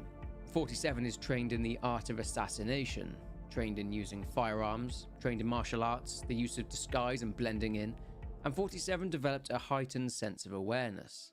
In the comic series titled Birth of the Hitman, 47 formed a close friendship with a fellow clone named Six, and the two of them grew so close that they were sent out on assassination missions together. In 1973 though, discontentment was brewing in Six. He convinced 47 to escape from the asylum with him, and they arrived in a small farming village. But the following morning they woke to the sound of gunfire, and everyone in the village had been killed on the orders of Dr. Ortmeyer. 47 and 6 were recaptured and returned to the Institute. Fast forward to 1989 and the pair attempt to escape again. This time they were on an assignment in Berlin. They convinced a German scientist who designed the explosive chip implants inside them to deactivate said implants. 47 killed the scientist and they returned to the asylum and attempted to free the other clones. This failed and 6 and 47 were trapped in a cafeteria. 47 offered to stay at the asylum, allowing 6 to escape, and 6 was then considered dead. For 47, it didn't end well. In order to prevent another uprising, 47's memory was completely wiped with an experimental serum, including all his memory of 6. He did, however, retain the knowledge of his training, so he didn't lose any of his skills. This serum was also later administered to all the other clones in the facility too. A lot of clones reacted badly to the serum and a lot died as a result. However, 47 was absolutely fine. Those others that did survive eventually became too weak to carry out assassinations. 47 ended up as the only clone there at the asylum who could carry out what he was created for, to kill. This leads us into the events of Codename 47 and 47's final escape from the asylum. He escaped rather easily, and there is a reason for that which we'll get to soon. So now we have some backstory and we know that 47's memory had been wiped. We have some context behind what's going to happen next. My picture back on right now, but I don't need y'all seeing what I'm doing. Since the year 1998 up to his escape from the asylum, an organization called the International Contract Agency, or the ICA, had taken an interest in 47's skills as well as his activities. In the Birth of the Hitman novel, 47 is sent on a contract by an unknown client to assassinate a man named Franklin Marchand, a developer of satellite technology. But on the side, Marchand had been producing chemical weapons in Afghanistan. Now, this wouldn't have been such a big deal had it not been for a leak at one of the plants, resulting in the death of 500 people in the area. 47's contract stated that Marchand had to die in a way that made it look like an accident, otherwise he'd become a martyr. One issue: another person had hired the ICA to deal with Marchand too, and the ICA sent 4 people along to take out Marchand. 47 temporarily incapacitated the ICA team and killed Marchand, making it look like an accident. After this, a lady working for the ICA named Diana Burnwood meets 47 in a bar and offers him the chance to audition for the ICA. We see 47 arriving at a top-secret ICA facility where he meets with Diana again. He's put through various scenarios, psych evaluations, and more interestingly, has a background check done. The ICA's training director at the time, Eric Soders, comments that it's almost as if the Earth just spat him out. Soders didn't trust 47 and believed he was lying about certain things regarding where he came from, which of course was the asylum. Soders and the ICA wanted to know as much about him as possible in order to use it against him should the situation arise. Diana did give 47 some help in passing his auditions, and then not long after this, 47 was made an ICA agent, simply named Agent 47, and Diana was assigned as his handler. It didn't take long until Agent 47 received his first contract. It's time to go to Hong Kong. 47's first contract with the ICA was to take out a triad gang leader named Li Hong. The problem is that Hong was so well protected by the police, thanks to the corrupt chief of police, and if 47 attempts to get close to him straight away, he would almost certainly end up dead. Li Hong belongs to the Red Dragon Triad, another triad gang in Hong Kong, named the Blue Lotus Triad exist, and 47 needs to instigate a gang war between the two gangs. To start with, 47 takes out a Red Dragon negotiator. Shortly after this, the Blue Lotus Triad become terrified that Li Hong is going to blame them for the death of his negotiator. Not wanting a war, the Blue Lotus Triad sends an emissary to Li Hong's restaurant to apologize. The plan is to kill the emissary and his bodyguards, making it look like a counterattack from Li Hong. The hit goes well, with 47 taking out his targets, but more is to be done. The last hit has triggered a war between the triads. The corrupt chief steps in and is meeting representatives from both sides in the hope of brokering a peace deal. Agent 47 steals a disguise belonging to the Red Dragon negotiator, places a Red Dragon amulet on the table in the restaurant, and craftily takes out the chief of police. This leads to the police withdrawing their protection of Li Hong. Still with a sizable army protecting him though, taking out Li Hong will still prove to be a challenge. 47 infiltrates Li Hong's restaurant, also his headquarters, and meets a prostitute named Lei Ling. After helping her escape, she mentions that there is a CIA agent being held down in the basement by the Red Dragon Triad. She gives 47 the code to Li Hong's safe as he needs an amulet from it. 47 frees the CIA agent and Agent Carlton Smith, and Smith tells 47 the location of the safe, and he escapes. 47 gets to the safe and grabs the amulet. He gives the amulet to a vendor in the restaurant who gives 47 some poison. 47 gets a waiter's uniform and poisons Li Hong's soup. Taking it to Li Hong though, his massive bodyguard Sun tastes it and, well, he gets poisoned. Li Hong runs off and 47 is grabbed by Sun, but shoots him. He takes an elevator to Li Hong's location and kills him. He takes a rather cryptic letter from his body from a man named France. Next up, 47 needs to head on a contract to the jungle in Colombia. Another mysterious person has asked the ICA to take out a drug lord named Pablo Ochoa. Ochoa has a drug empire and has built it in the jungle. The problem is that it's spilling onto land that belongs to the local Uwa tribe. 47 uses this to his advantage. One of Ochoa's planes had crashed whilst drug smuggling and has ordered his men to retrieve a golden idol from the wreckage. 47 gets there first, frees the brother of the tribe leader who is being held captive, and gives the idol back to the tribe. As a reward for his loyalty to them, they tell 47 of a secret passage to Ochoa's base, but they do warn him about encountering a sacred god they call Tezcatlipoca, a god of death. Well, this turns out to just be a jaguar. Nonetheless, 47 finds the entrance and crawls through. He infiltrates Ochoa's base, and finding him role-playing as Tony Montana, 47 takes him out, takes a bomb, plants it in the drug lab, blows it up, and uses Ochoa's personal plane to escape the jungle. But another day, another contract. This time, 47 is tasked with assassinating a man named Franz Fuchs, an Austrian terrorist.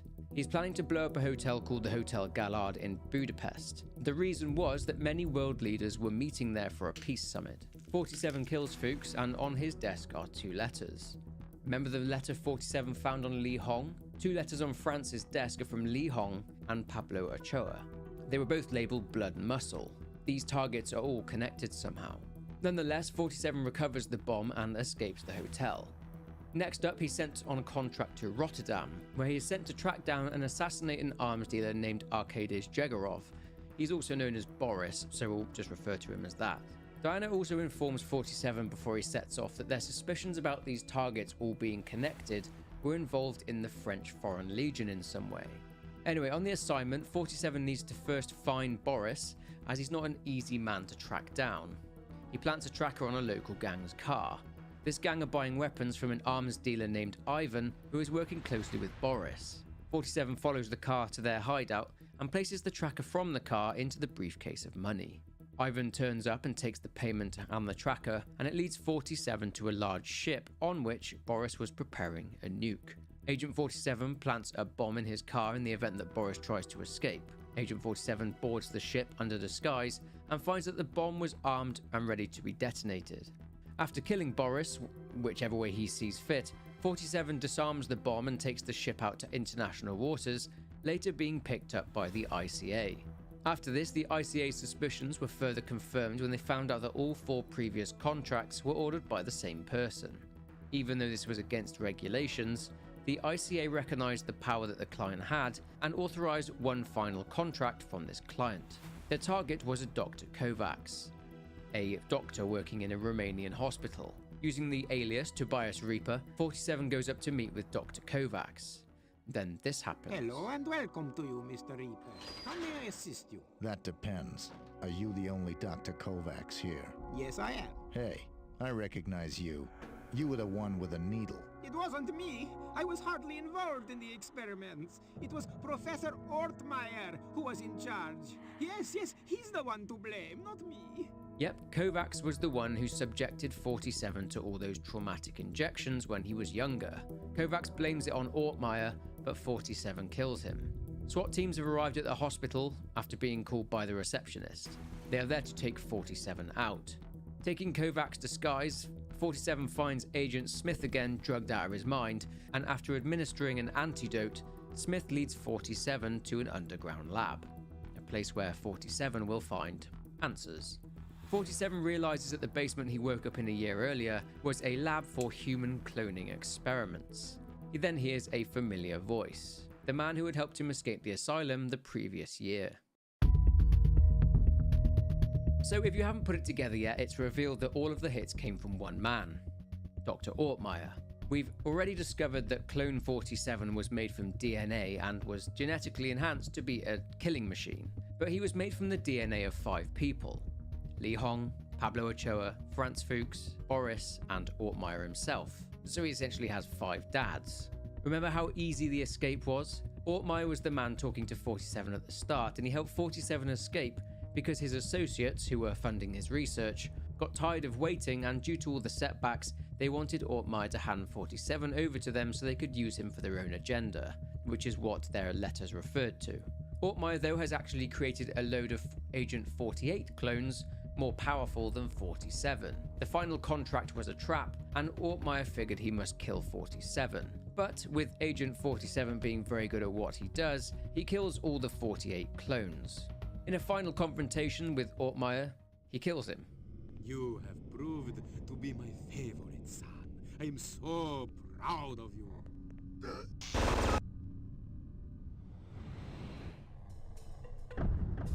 You... I should have known. I didn't even recognize my own son. You broke my heart, my son. What good is a bullet-proof vest when death strikes from within? And then in the game Hitman Contracts, we get a view into how 47 escaped from the asylum after killing Dr. Ortmeyer. He took a car and drove right through the front gates. Then that brings this chapter of 47's journey to an end. 2 men speak on a cargo ship. They are talking about Boris, the weapons dealer that 47 killed in Rotterdam. One of the men, Boris's half-brother Sergei, and a mystery man talk about the cloning program and its goal of augmenting and improving the human species. The mystery man says he knows the location of the asylum in Romania. The 2 arrive there and see CCTV footage of 47 taking out SWAT members and escaping.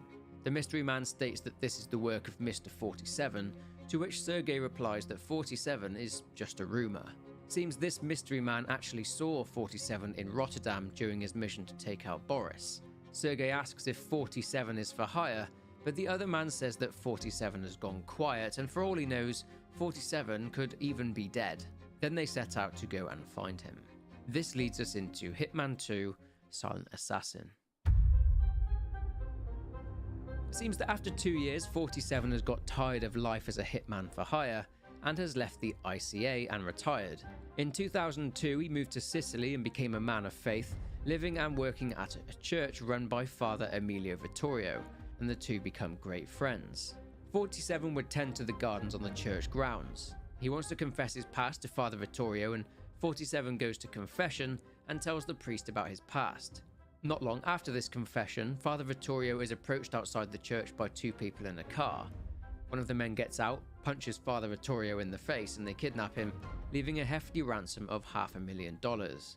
Knowing he doesn't have that money, 47 reaches out to the ICA and agrees to carry out an assassination contract in exchange for any information pertaining to the possible whereabouts of Father Vittorio. He was taken by a local mobster named Giuseppe Giuliani, a capo for one of the largest and most influential mafia families in Sicily. Giuseppe is holed up at a nearby villa, Villa Borghese. The ICA want 47 to take out a couple of mafia members for them, and they have intelligence that Father Vittorio is being held in the villa's basement. He needs to take out Don Giuliani. He does so, but Father Vittorio is not there. The agency later confirms to 47 that they saw on satellite 4 Russian men dragging him away, and then they lost him at an airport. 47's work isn't finished though. He still needs to repay his debt to the ICA, and he takes a contract that was put out on an ex-KGB general, General Rumyantsev. He'll be meeting with other generals at the Zaitsev building in St. Petersburg. After identifying the general, 47 takes him out.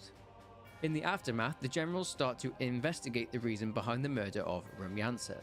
The ICA have naturally missed the skill set of Agent 47, and they want him back. They state that although his debt has been paid, their client really needs the contract taken care of. 47 replies that he doesn't really care about their client, but nonetheless, he agrees to go on another assassination. This time, he's tasked with taking out another of the generals, a man named General Makarov. Makarov is terrified that someone is coming for him next, so he's trying to get some protection from a mafia contact of his, a man named Igor Kabasco. They have agreed to meet at the Kirov Park in St. Petersburg, and 47 manages to take the both of them out, escaping via boat. But the assignment just got tougher. The next target, General Mikhail Bardachenko, needs snuffing out, but he's in a secret bunker underground. 47 infiltrates, kills Bardachenko and frees a prisoner. Yep, Agent Smith has got himself into yet more bother. 3 generals down, 1 to go. Finally, 47 is sent to the German embassy, where he is to take out General Vladimir Zubikov. Not only that, 47 is to retrieve a briefcase which contains a missile guidance system. The general is planning to sell it to the highest bidder in the West. The Russians weren't happy about one of their generals potentially defecting to a NATO country, so they sent an agent from the Spetsnaz to retrieve the briefcase too. 47 kills the general and retrieves the briefcase. With 47 now out of retirement, he's sent on a mission to eliminate a Japanese arms dealer named Masahiro Hayamoto. He's got an important missile guidance system, but the ICA don't actually know where he is. Not a problem though. Hayamoto Jr. is hanging out at a remote location. 47 goes to the location and places a tracker inside Hayamoto Jr. by way of poisoned fish, eliminating him using the poisoned fish with the tracker inside the fish. With Hayamoto Jr. dead, his body with the tracker inside was taken to Hayamoto Sr. to his castle, Katsuyama-jo. Of course he has a castle. Hayamoto has been in hiding for 15 years, so this is an opportunity the ICA cannot miss. The place is well hidden and extremely well guarded. But this means nothing to Agent 47 though, and he infiltrates the castle. During his voyage through the castle, 47 meets a familiar face. Lei Ling, who he first met and helped escape from Hong Kong. I'm so glad to see you again. You are my number 1. Still living a lousy life, I see. 47 kills Hayamoto Sr. and takes the missile guidance system, escaping by helicopter. His next mission takes him to Kuala Lumpur, Malaysia, where he is set to take out a hacker named Charlie Sijan, who has stolen an extremely valuable piece of military software from the US government. 47 enters the basement where Charlie is working and assassinates him, but he discovers that the man he assassinated wasn't Charlie. It was Charlie's twin brother. Charlie himself is actually in his jacuzzi in one of the suites. 47 needs to place a hacking device on one of the computer terminals so that the client can retrieve the software. He does this, but the client discovers that the software codes have already been passed on. They've been passed on to an Indian cult called the Gurdwara. The client says that they are one of their own customers, and he is furious that his customer stole something from right under his nose. 47 still has to eliminate Charlie though, so he goes to his penthouse suite and takes him out. It needs to look like a burglary gone wrong, so after stealing some valuables, 47 escapes. Next up, a contract in Afghanistan. He is sent in to retrieve some cargo which was stolen from their client by Afghan rebels, or more specifically the Nuristan rebels. He needs to eliminate Lieutenant Ahmed Zahir, obtain a map with the location of the cargo, which is some warheads, eliminate Colonel Mohammed Amin, and get a key from him. 47, after completing this mission, is to kill the local Khan. He's trying to sell the client's cargo to the United Nations, who will be arriving to check out the goods. 47 takes out the Khan and escapes the area, but he still needs to retrieve the cargo for the client. It's in an underground base. After taking out his target, Yusuf Hussein, 47 secures the cargo and it's loaded onto a helicopter. The agency then contact 47, and Diana tells him that they're still trying to find Vittorio. Agent 47 then comes to the realization that Father Vittorio is probably dead and decides to carry on working for the ICA. He raises his fee by 50% and requests that they stop looking for Vittorio. 47 needs to go and meet with the agency's contact. He knows a way into the Gurdwara's sacred temple. The cargo retrieved from... Good story, by the way. It's a good story. But, yeah, I think we gotta...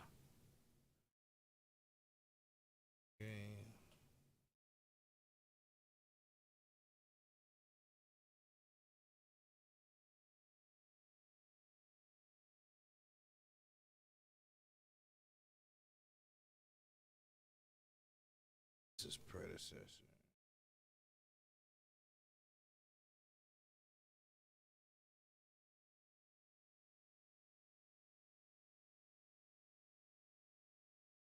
Oh, yeah. I ain't played this game and I don't know how long. I think it was called something else.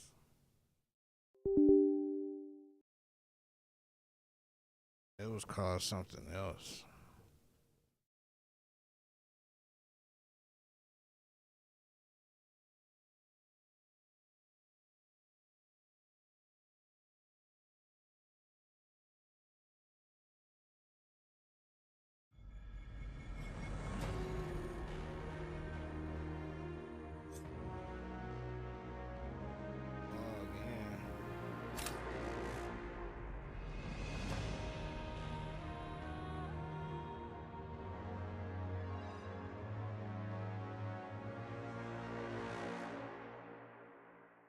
They're talking about log in.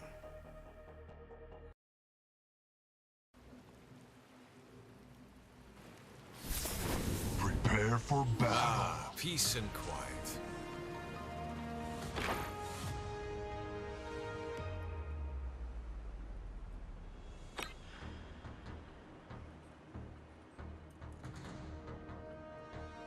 Yeah, I see the camera in a good spot.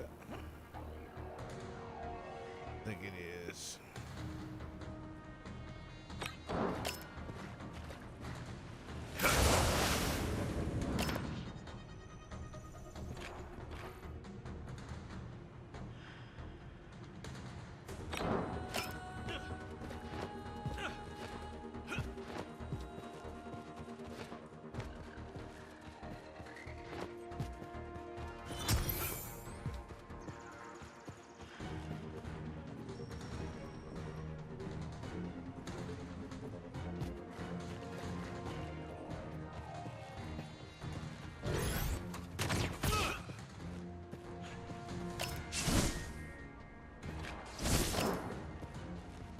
Minions are spawning.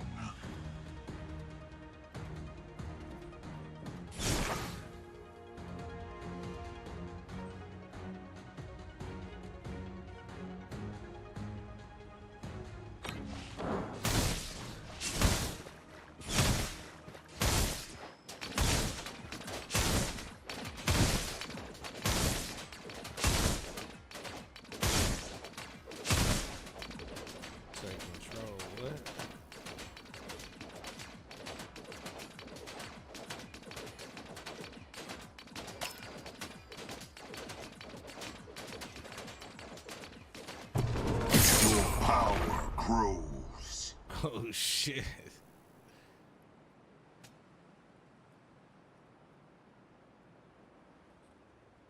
Bad choice, Reggie.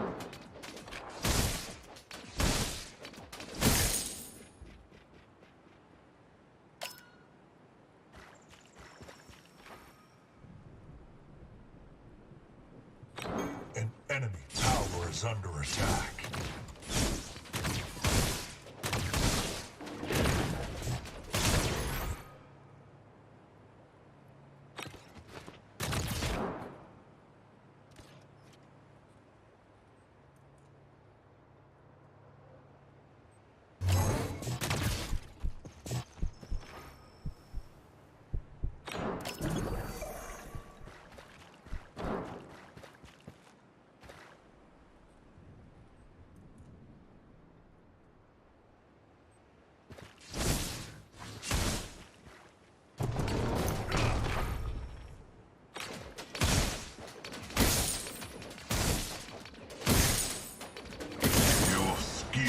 Rises.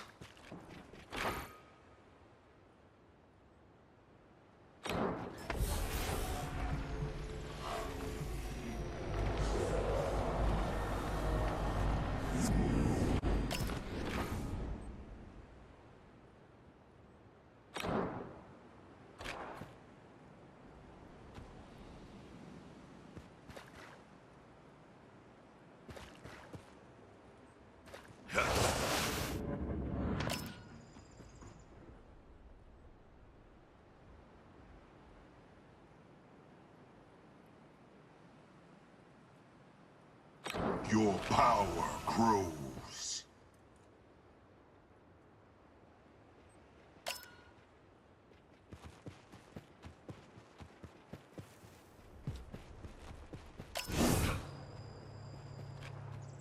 Your skill rises.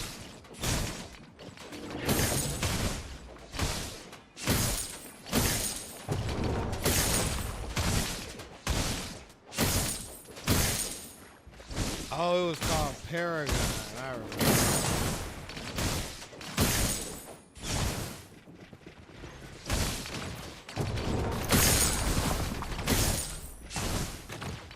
Enemy tower under attack.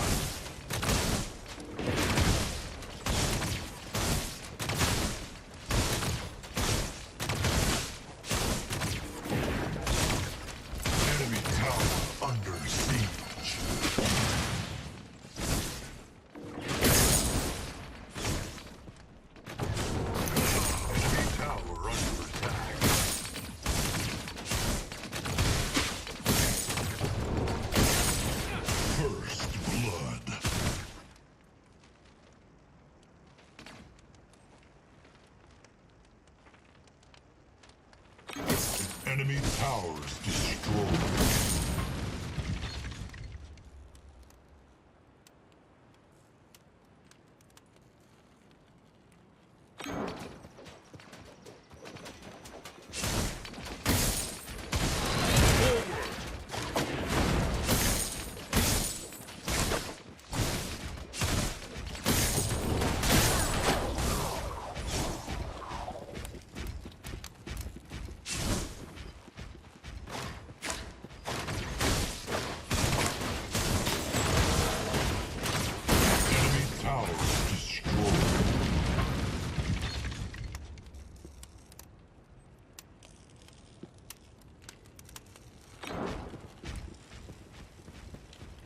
An enemy inhibitor is under siege.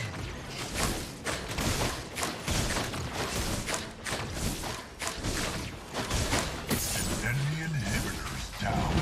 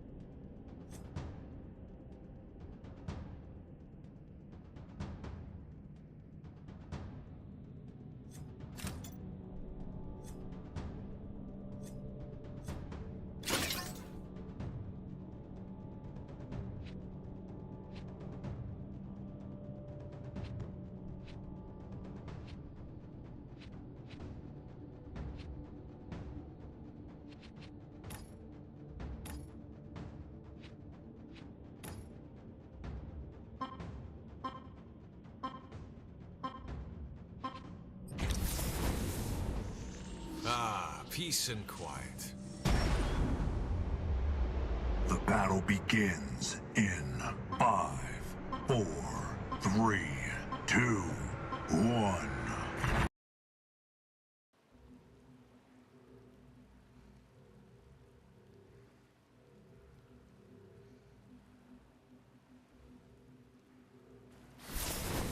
Prepare for battle. Peace and quiet.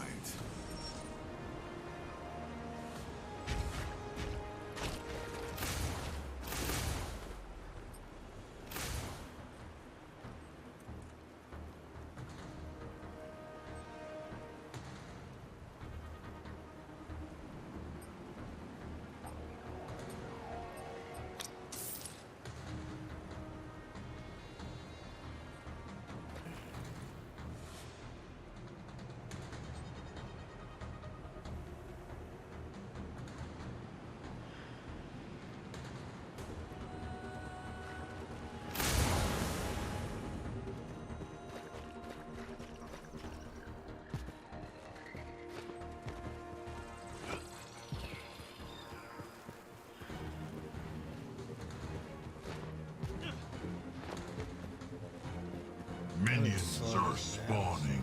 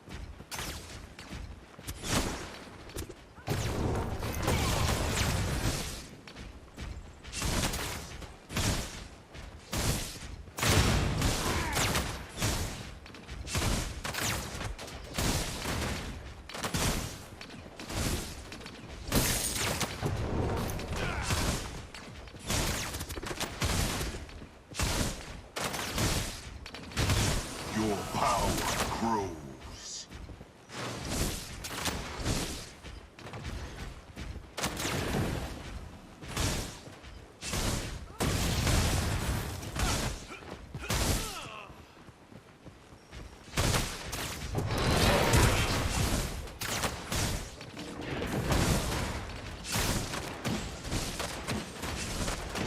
First blood.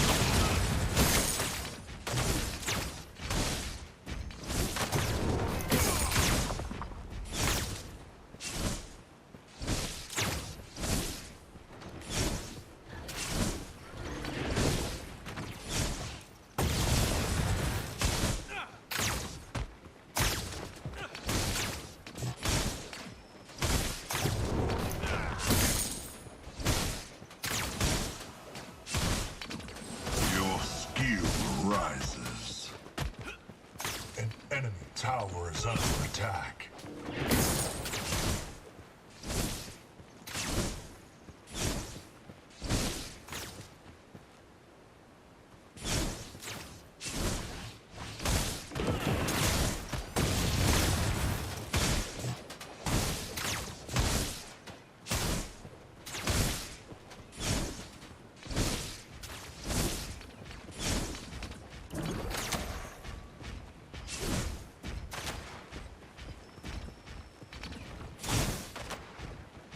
Enemy tower under attack.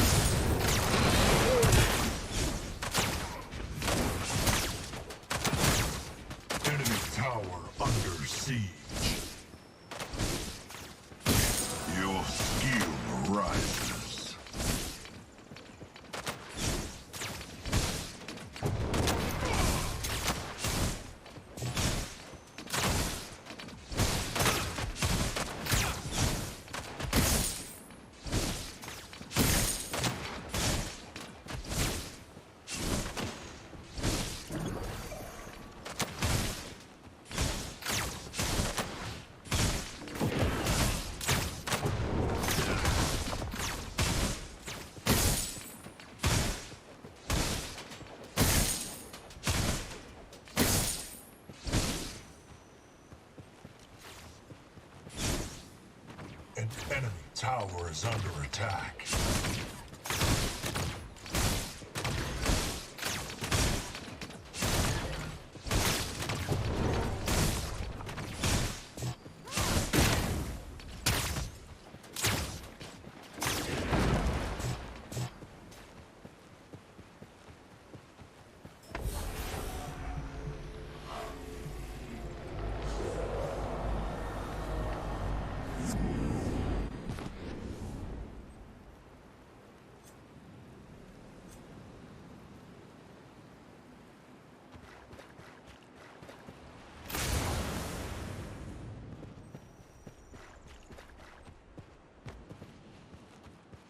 Enemy tower under attack.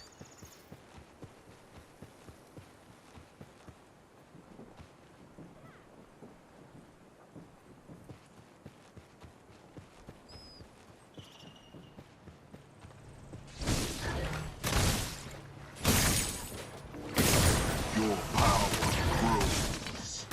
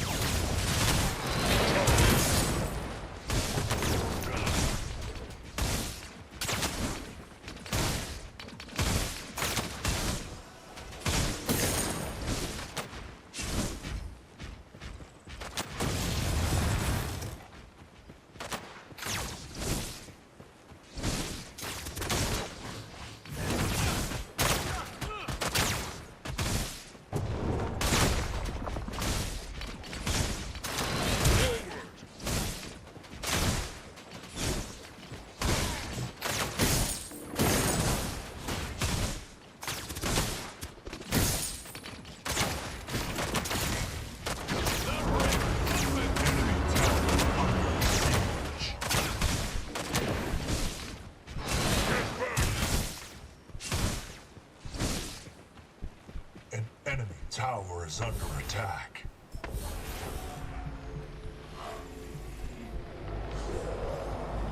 Enemy towers destroyed.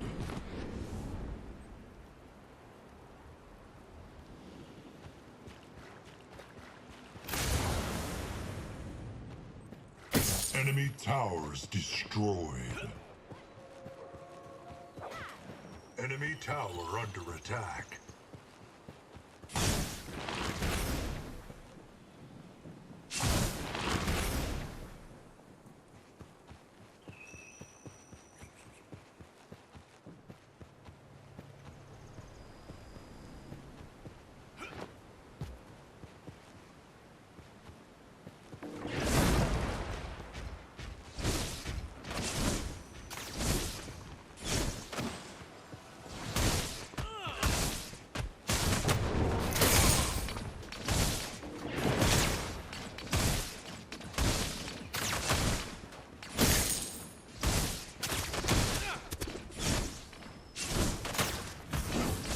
Your skill rises.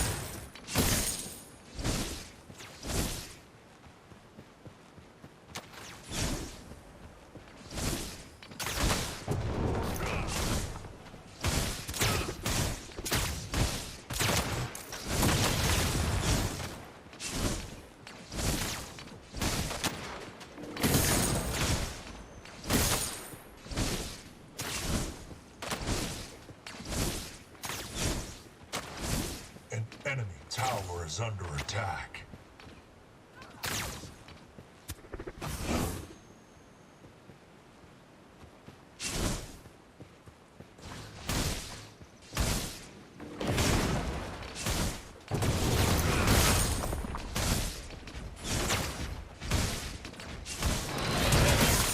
Enemy tower under siege.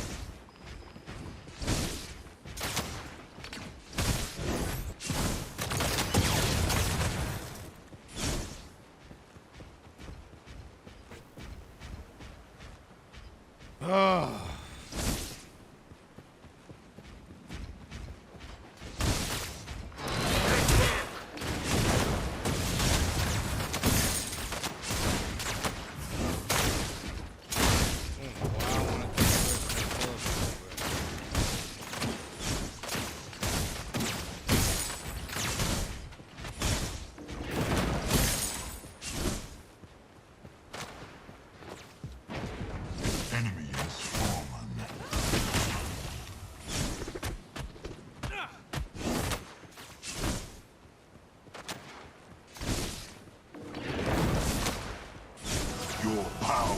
Crows. Enemy tower under attack.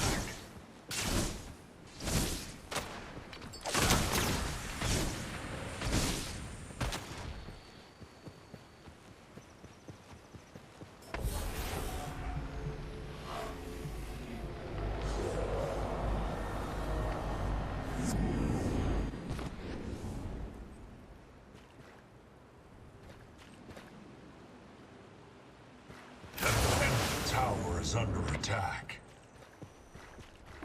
Enemy towers destroyed.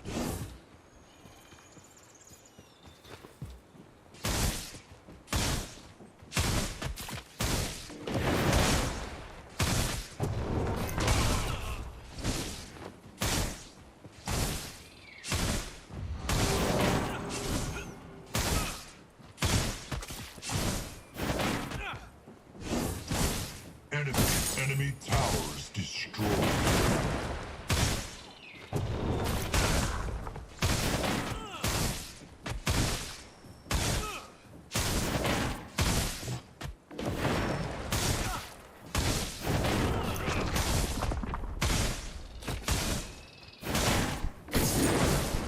An enemy inhibitor is under siege.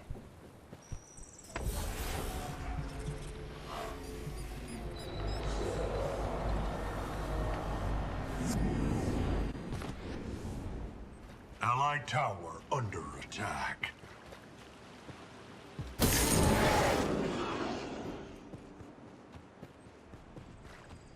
What tower is that one? That's one over here. Oh, cause my ass was in the jungle.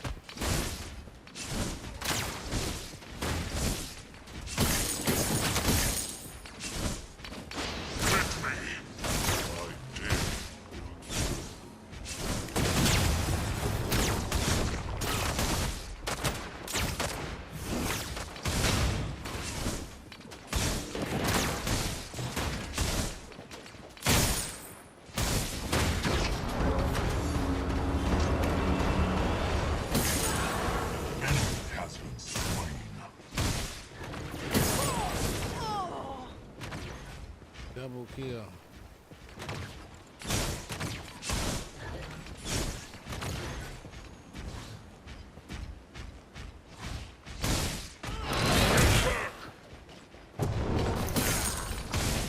Killing spree.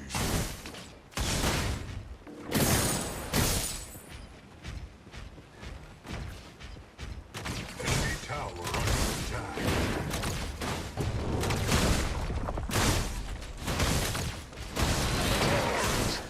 Enemy towers destroyed.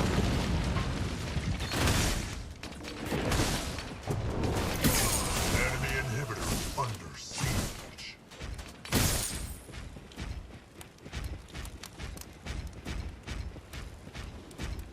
An enemy inhibitor is under siege.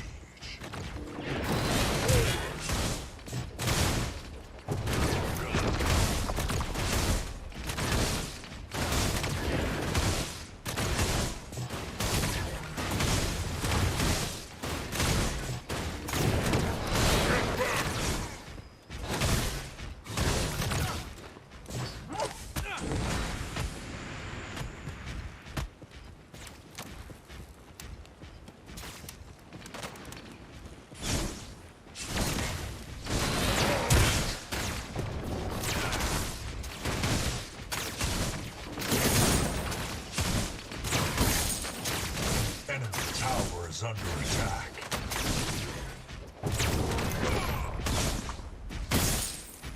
Ally perished. An enemy inhibitor is under siege.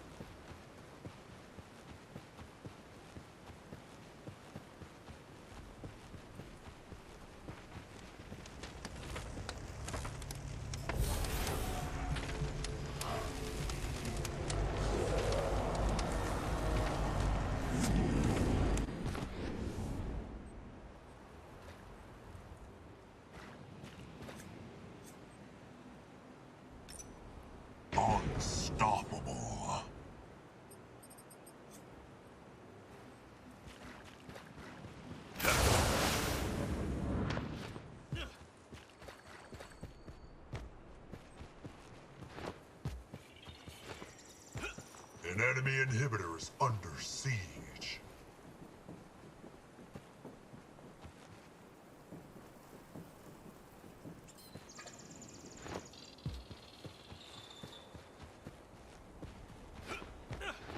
An enemy inhibitor is under siege.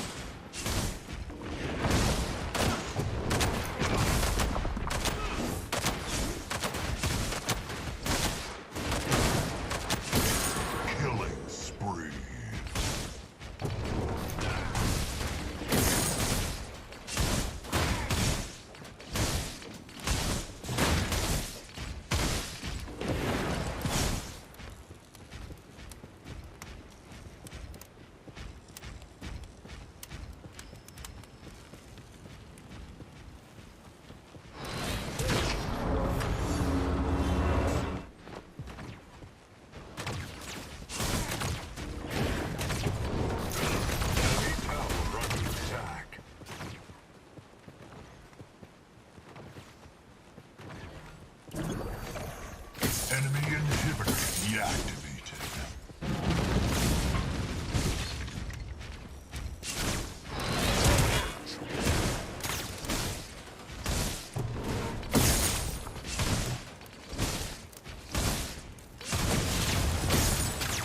Attack! An enemy inhibitor is under siege.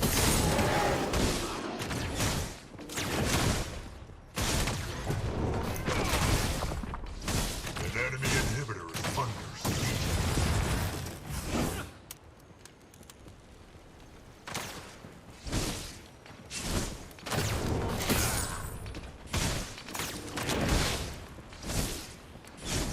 Your power grows.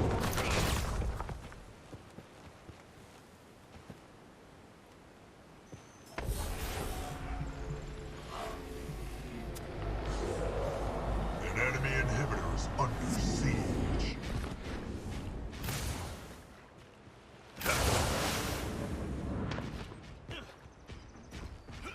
An enemy inhibitor is under siege.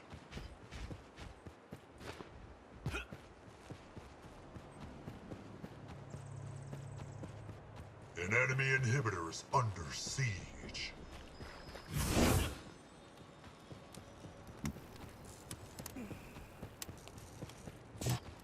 An enemy inhibitor is under siege.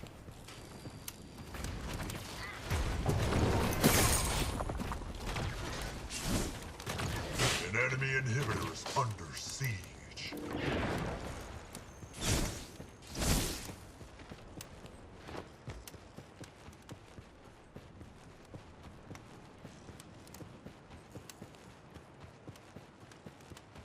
An enemy inhibitor is under siege.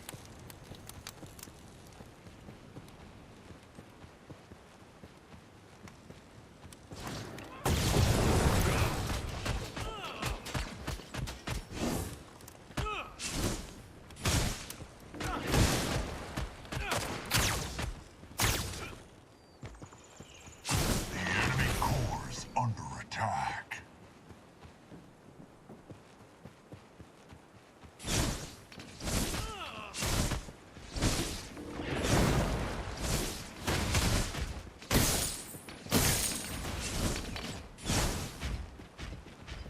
An enemy inhibitor is under siege.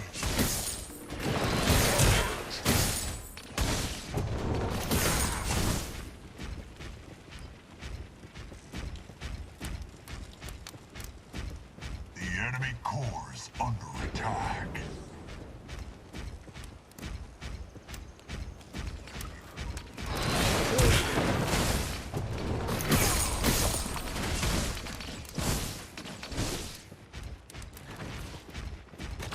An enemy inhibitor is under siege.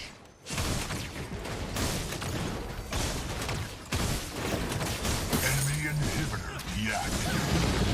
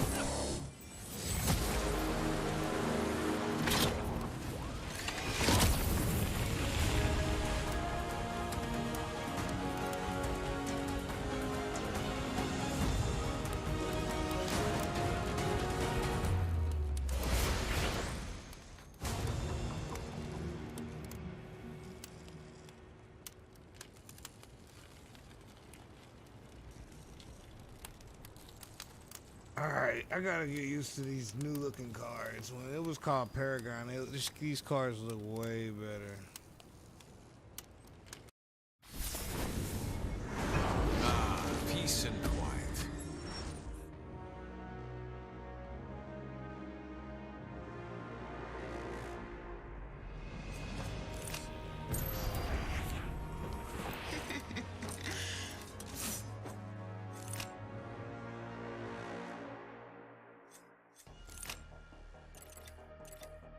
Got skins. Ooh, this motherfucker look nice.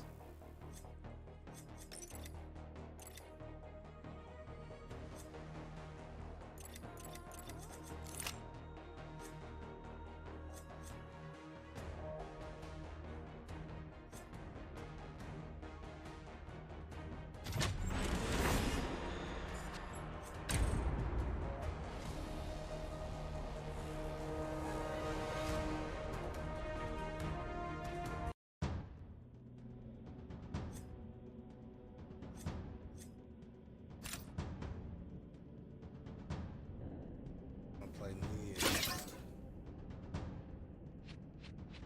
I don't want to play with Gideon. I want to play with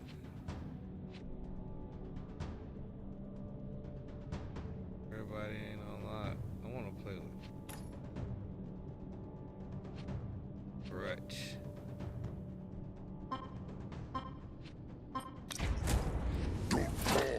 Fight! The battle begins in 5, 4, 3, 2, 1. I'm gonna let the cards auto and try to see how it works, and then after a while of auto, I'm gonna start doing it manually. Trying to prepare for battle.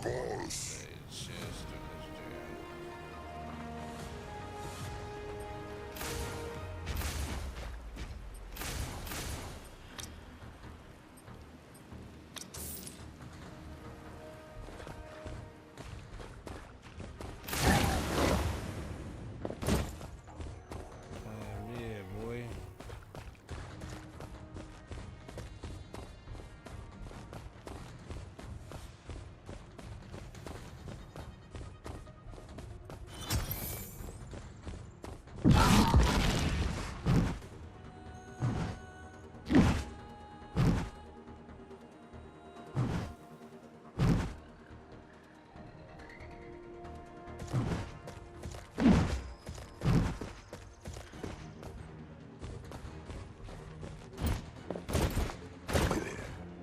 Minions are spawning.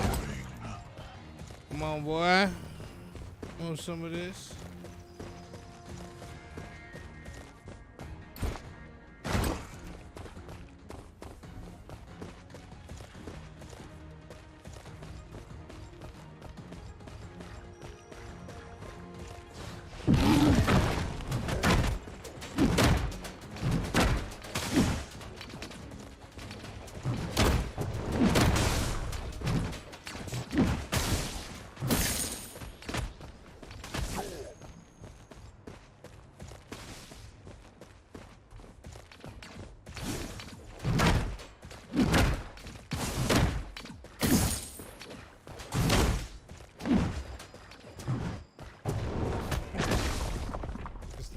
His little licks off.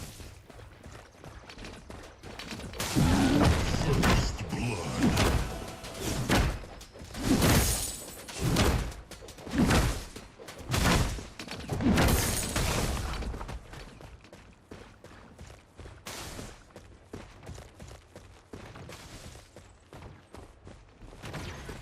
I'm trying to. Where's the controller? Shit.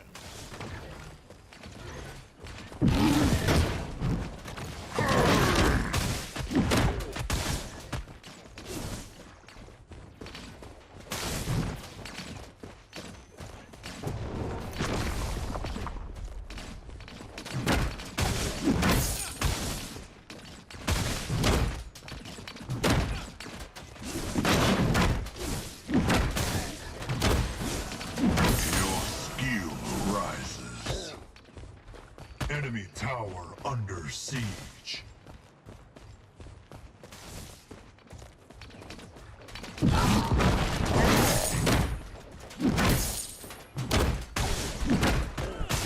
I'm about to die. Enemy tower under attack.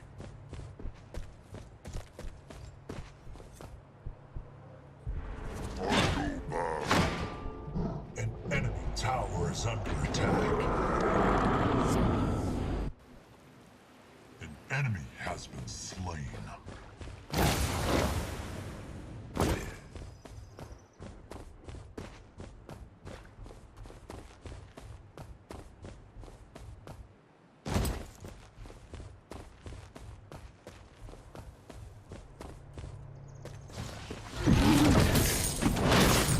Allied tower under attack. Your power grows.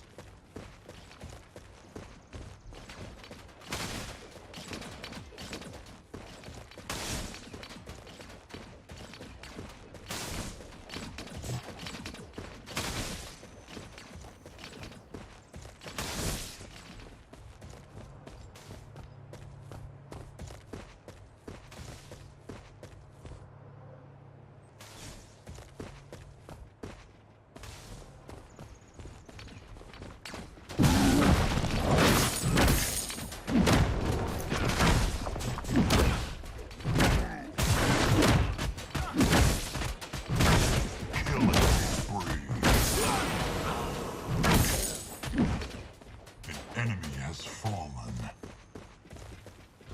Your skill rot.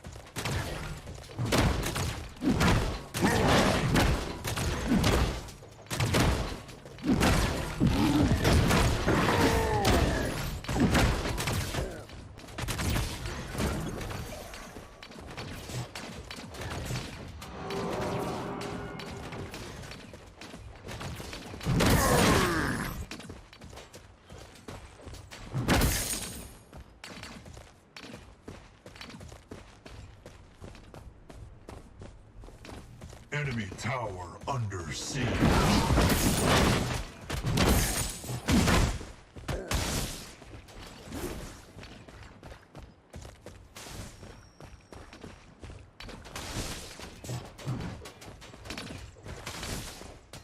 Your power grows.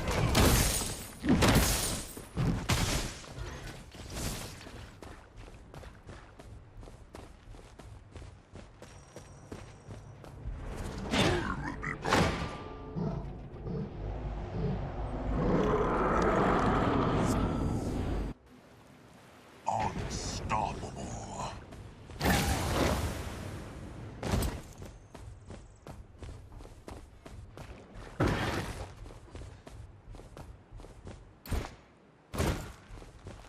An enemy tower is under attack.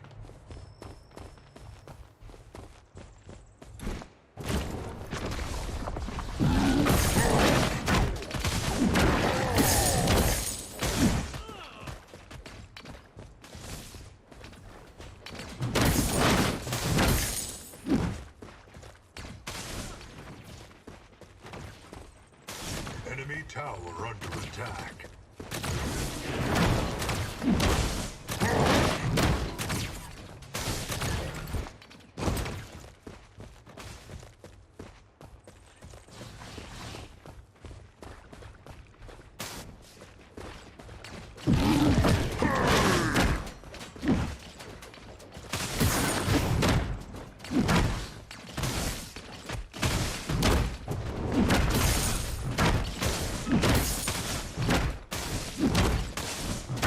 Your skill rises.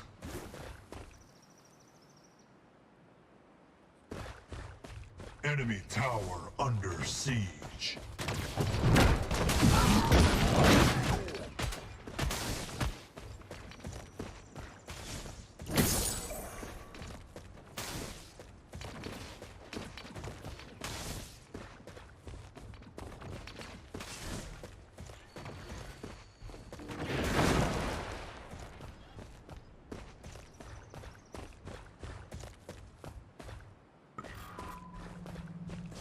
Allied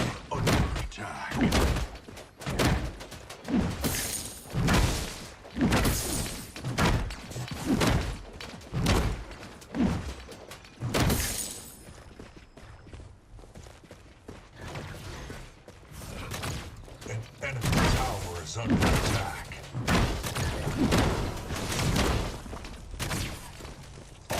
Real.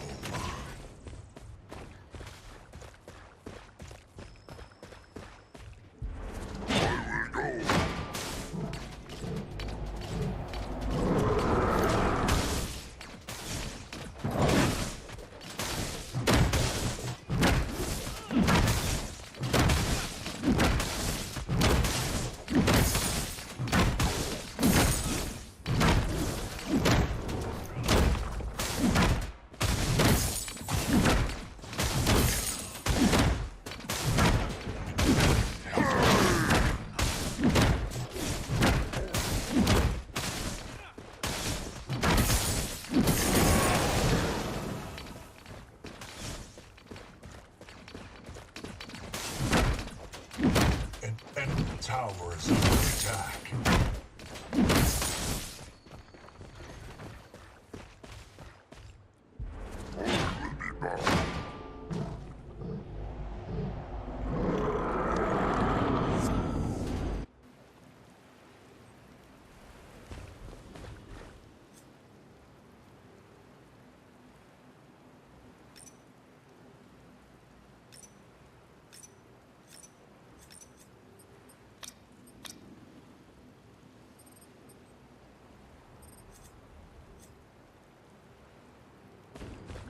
Enemy tower under I gotta attack. watch somebody play.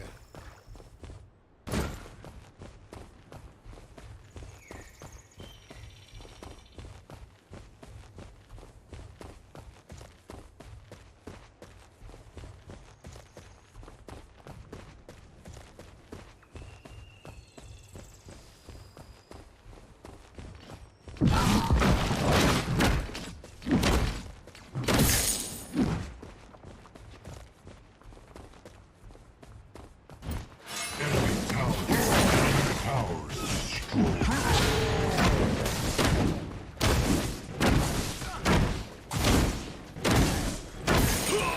Enemy has fallen.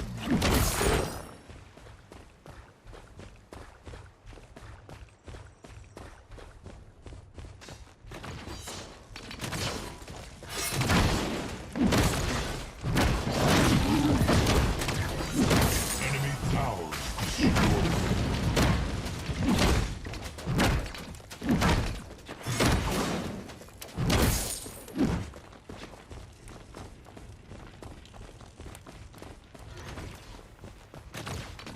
An enemy tower is under attack.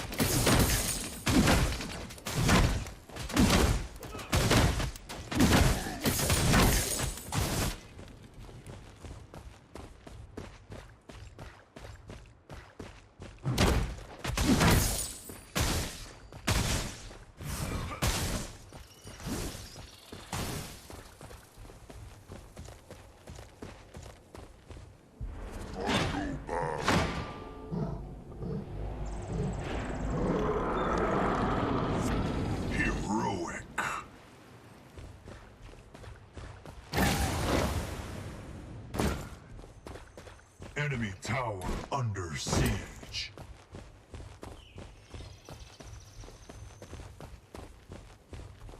Enemy towers destroyed.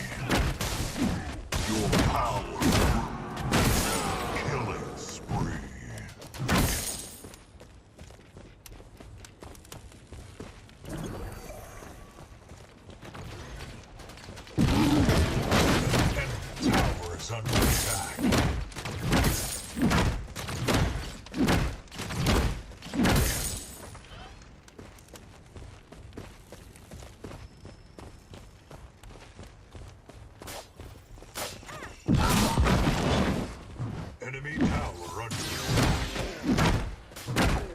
Enemy towers destroyed.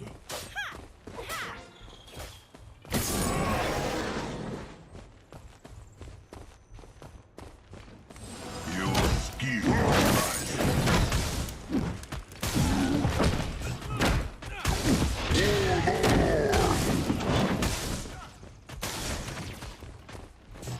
An enemy inhibitor is under siege.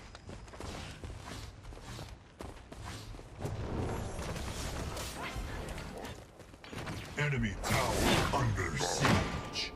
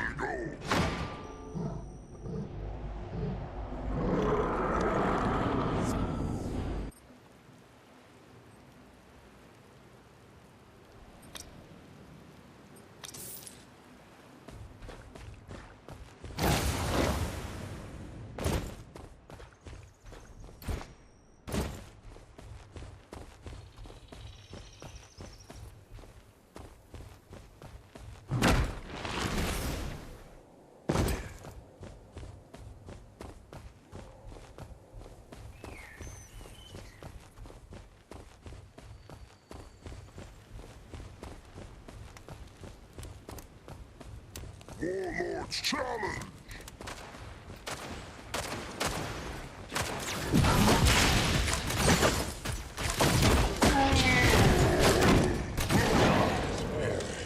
Oh my god, I didn't think about that at all.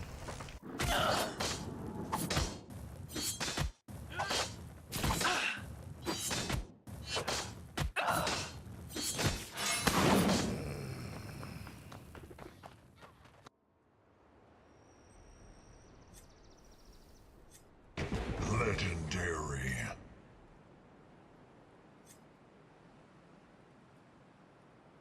Enemy towers destroyed. What's going on, Tedric? An enemy inhibitor is under siege. Yeah, I used to play this shit a lot. Paragon.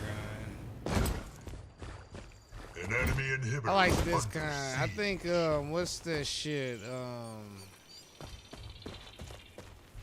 Smite. Smite is a little bit like this. Warlord is ready.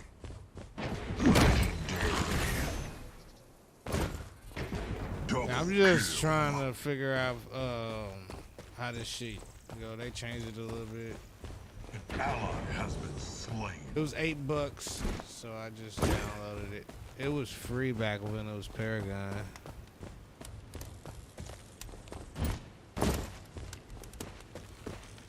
The enemy core is under attack.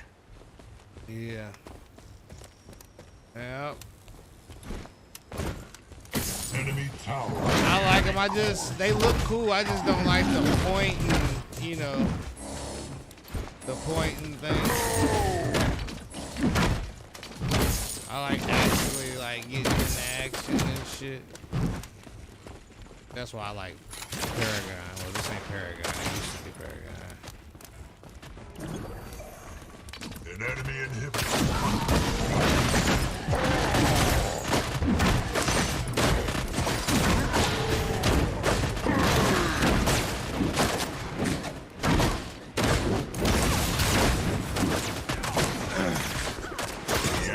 Shit, you just shoot me in my ass. Yeah, this is basically just practice. There ain't really no challenge. I'm just trying to get familiarized with the game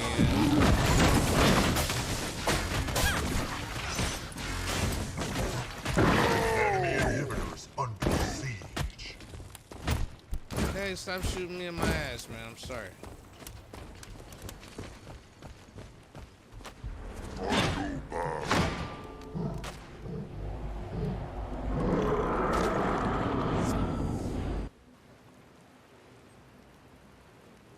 Oh, I need to take the turn the voice down. Yeah, this shit is almost over anyway. Warlord's challenge.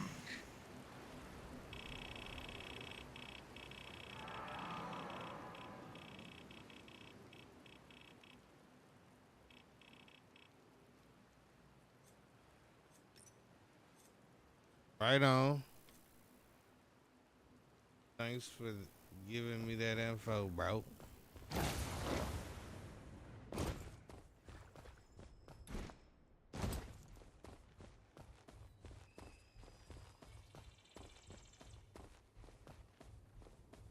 Sorry, just passing through. An ally has been executed.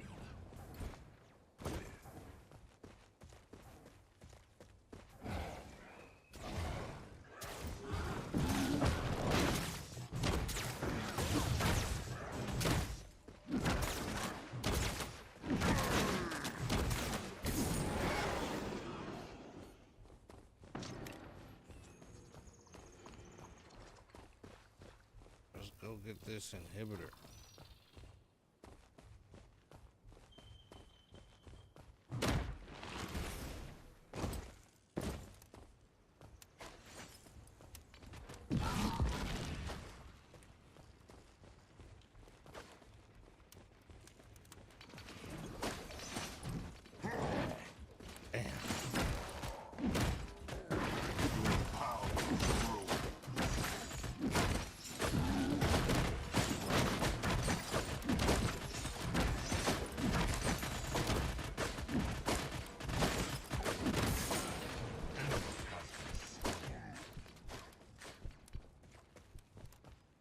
An enemy inhibitor is under siege.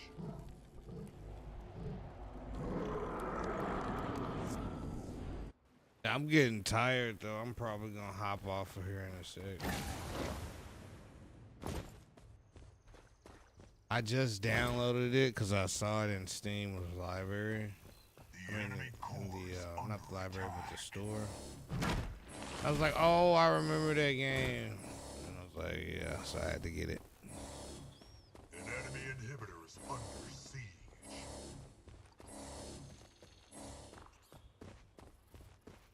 It was for a reasonable price. An enemy inhibitor is under siege.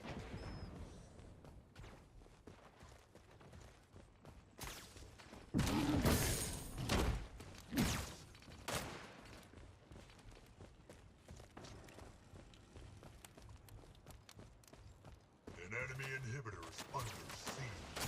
Why is somebody gonna come back up, bro? What the fuck? You can repair these? I'm pretty sure we knocked this down, bro. The fuck? I was all up through here. It's weird. I wasn't paying attention. The enemy core is under attack.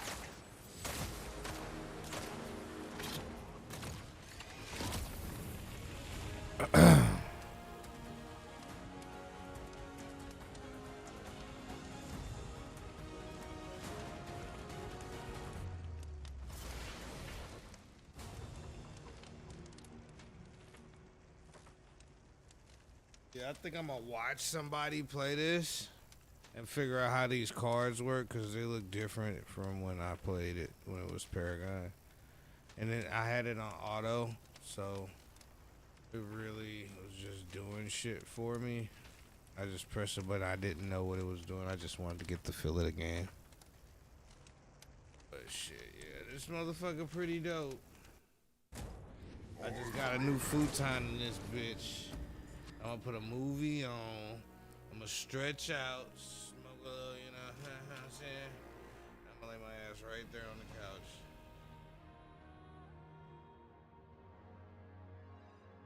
There on the couch, matter of fact.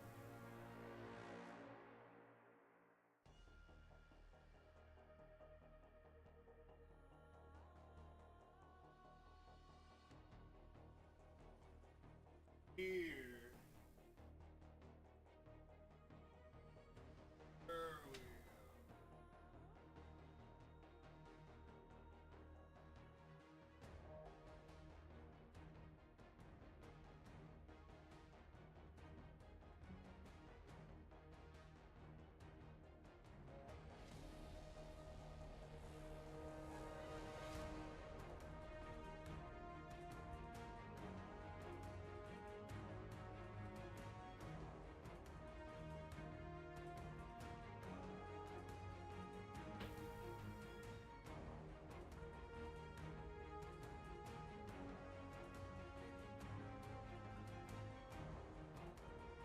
Yep, I'm gonna be going to bed watching TV today. Oh, you see my merch? Look at my hat, Tedrick. I'm about to get off though. Check my hat out, bro. Ooh. You like that? You like that, Teddy, Teddy, Teddy, Teddy?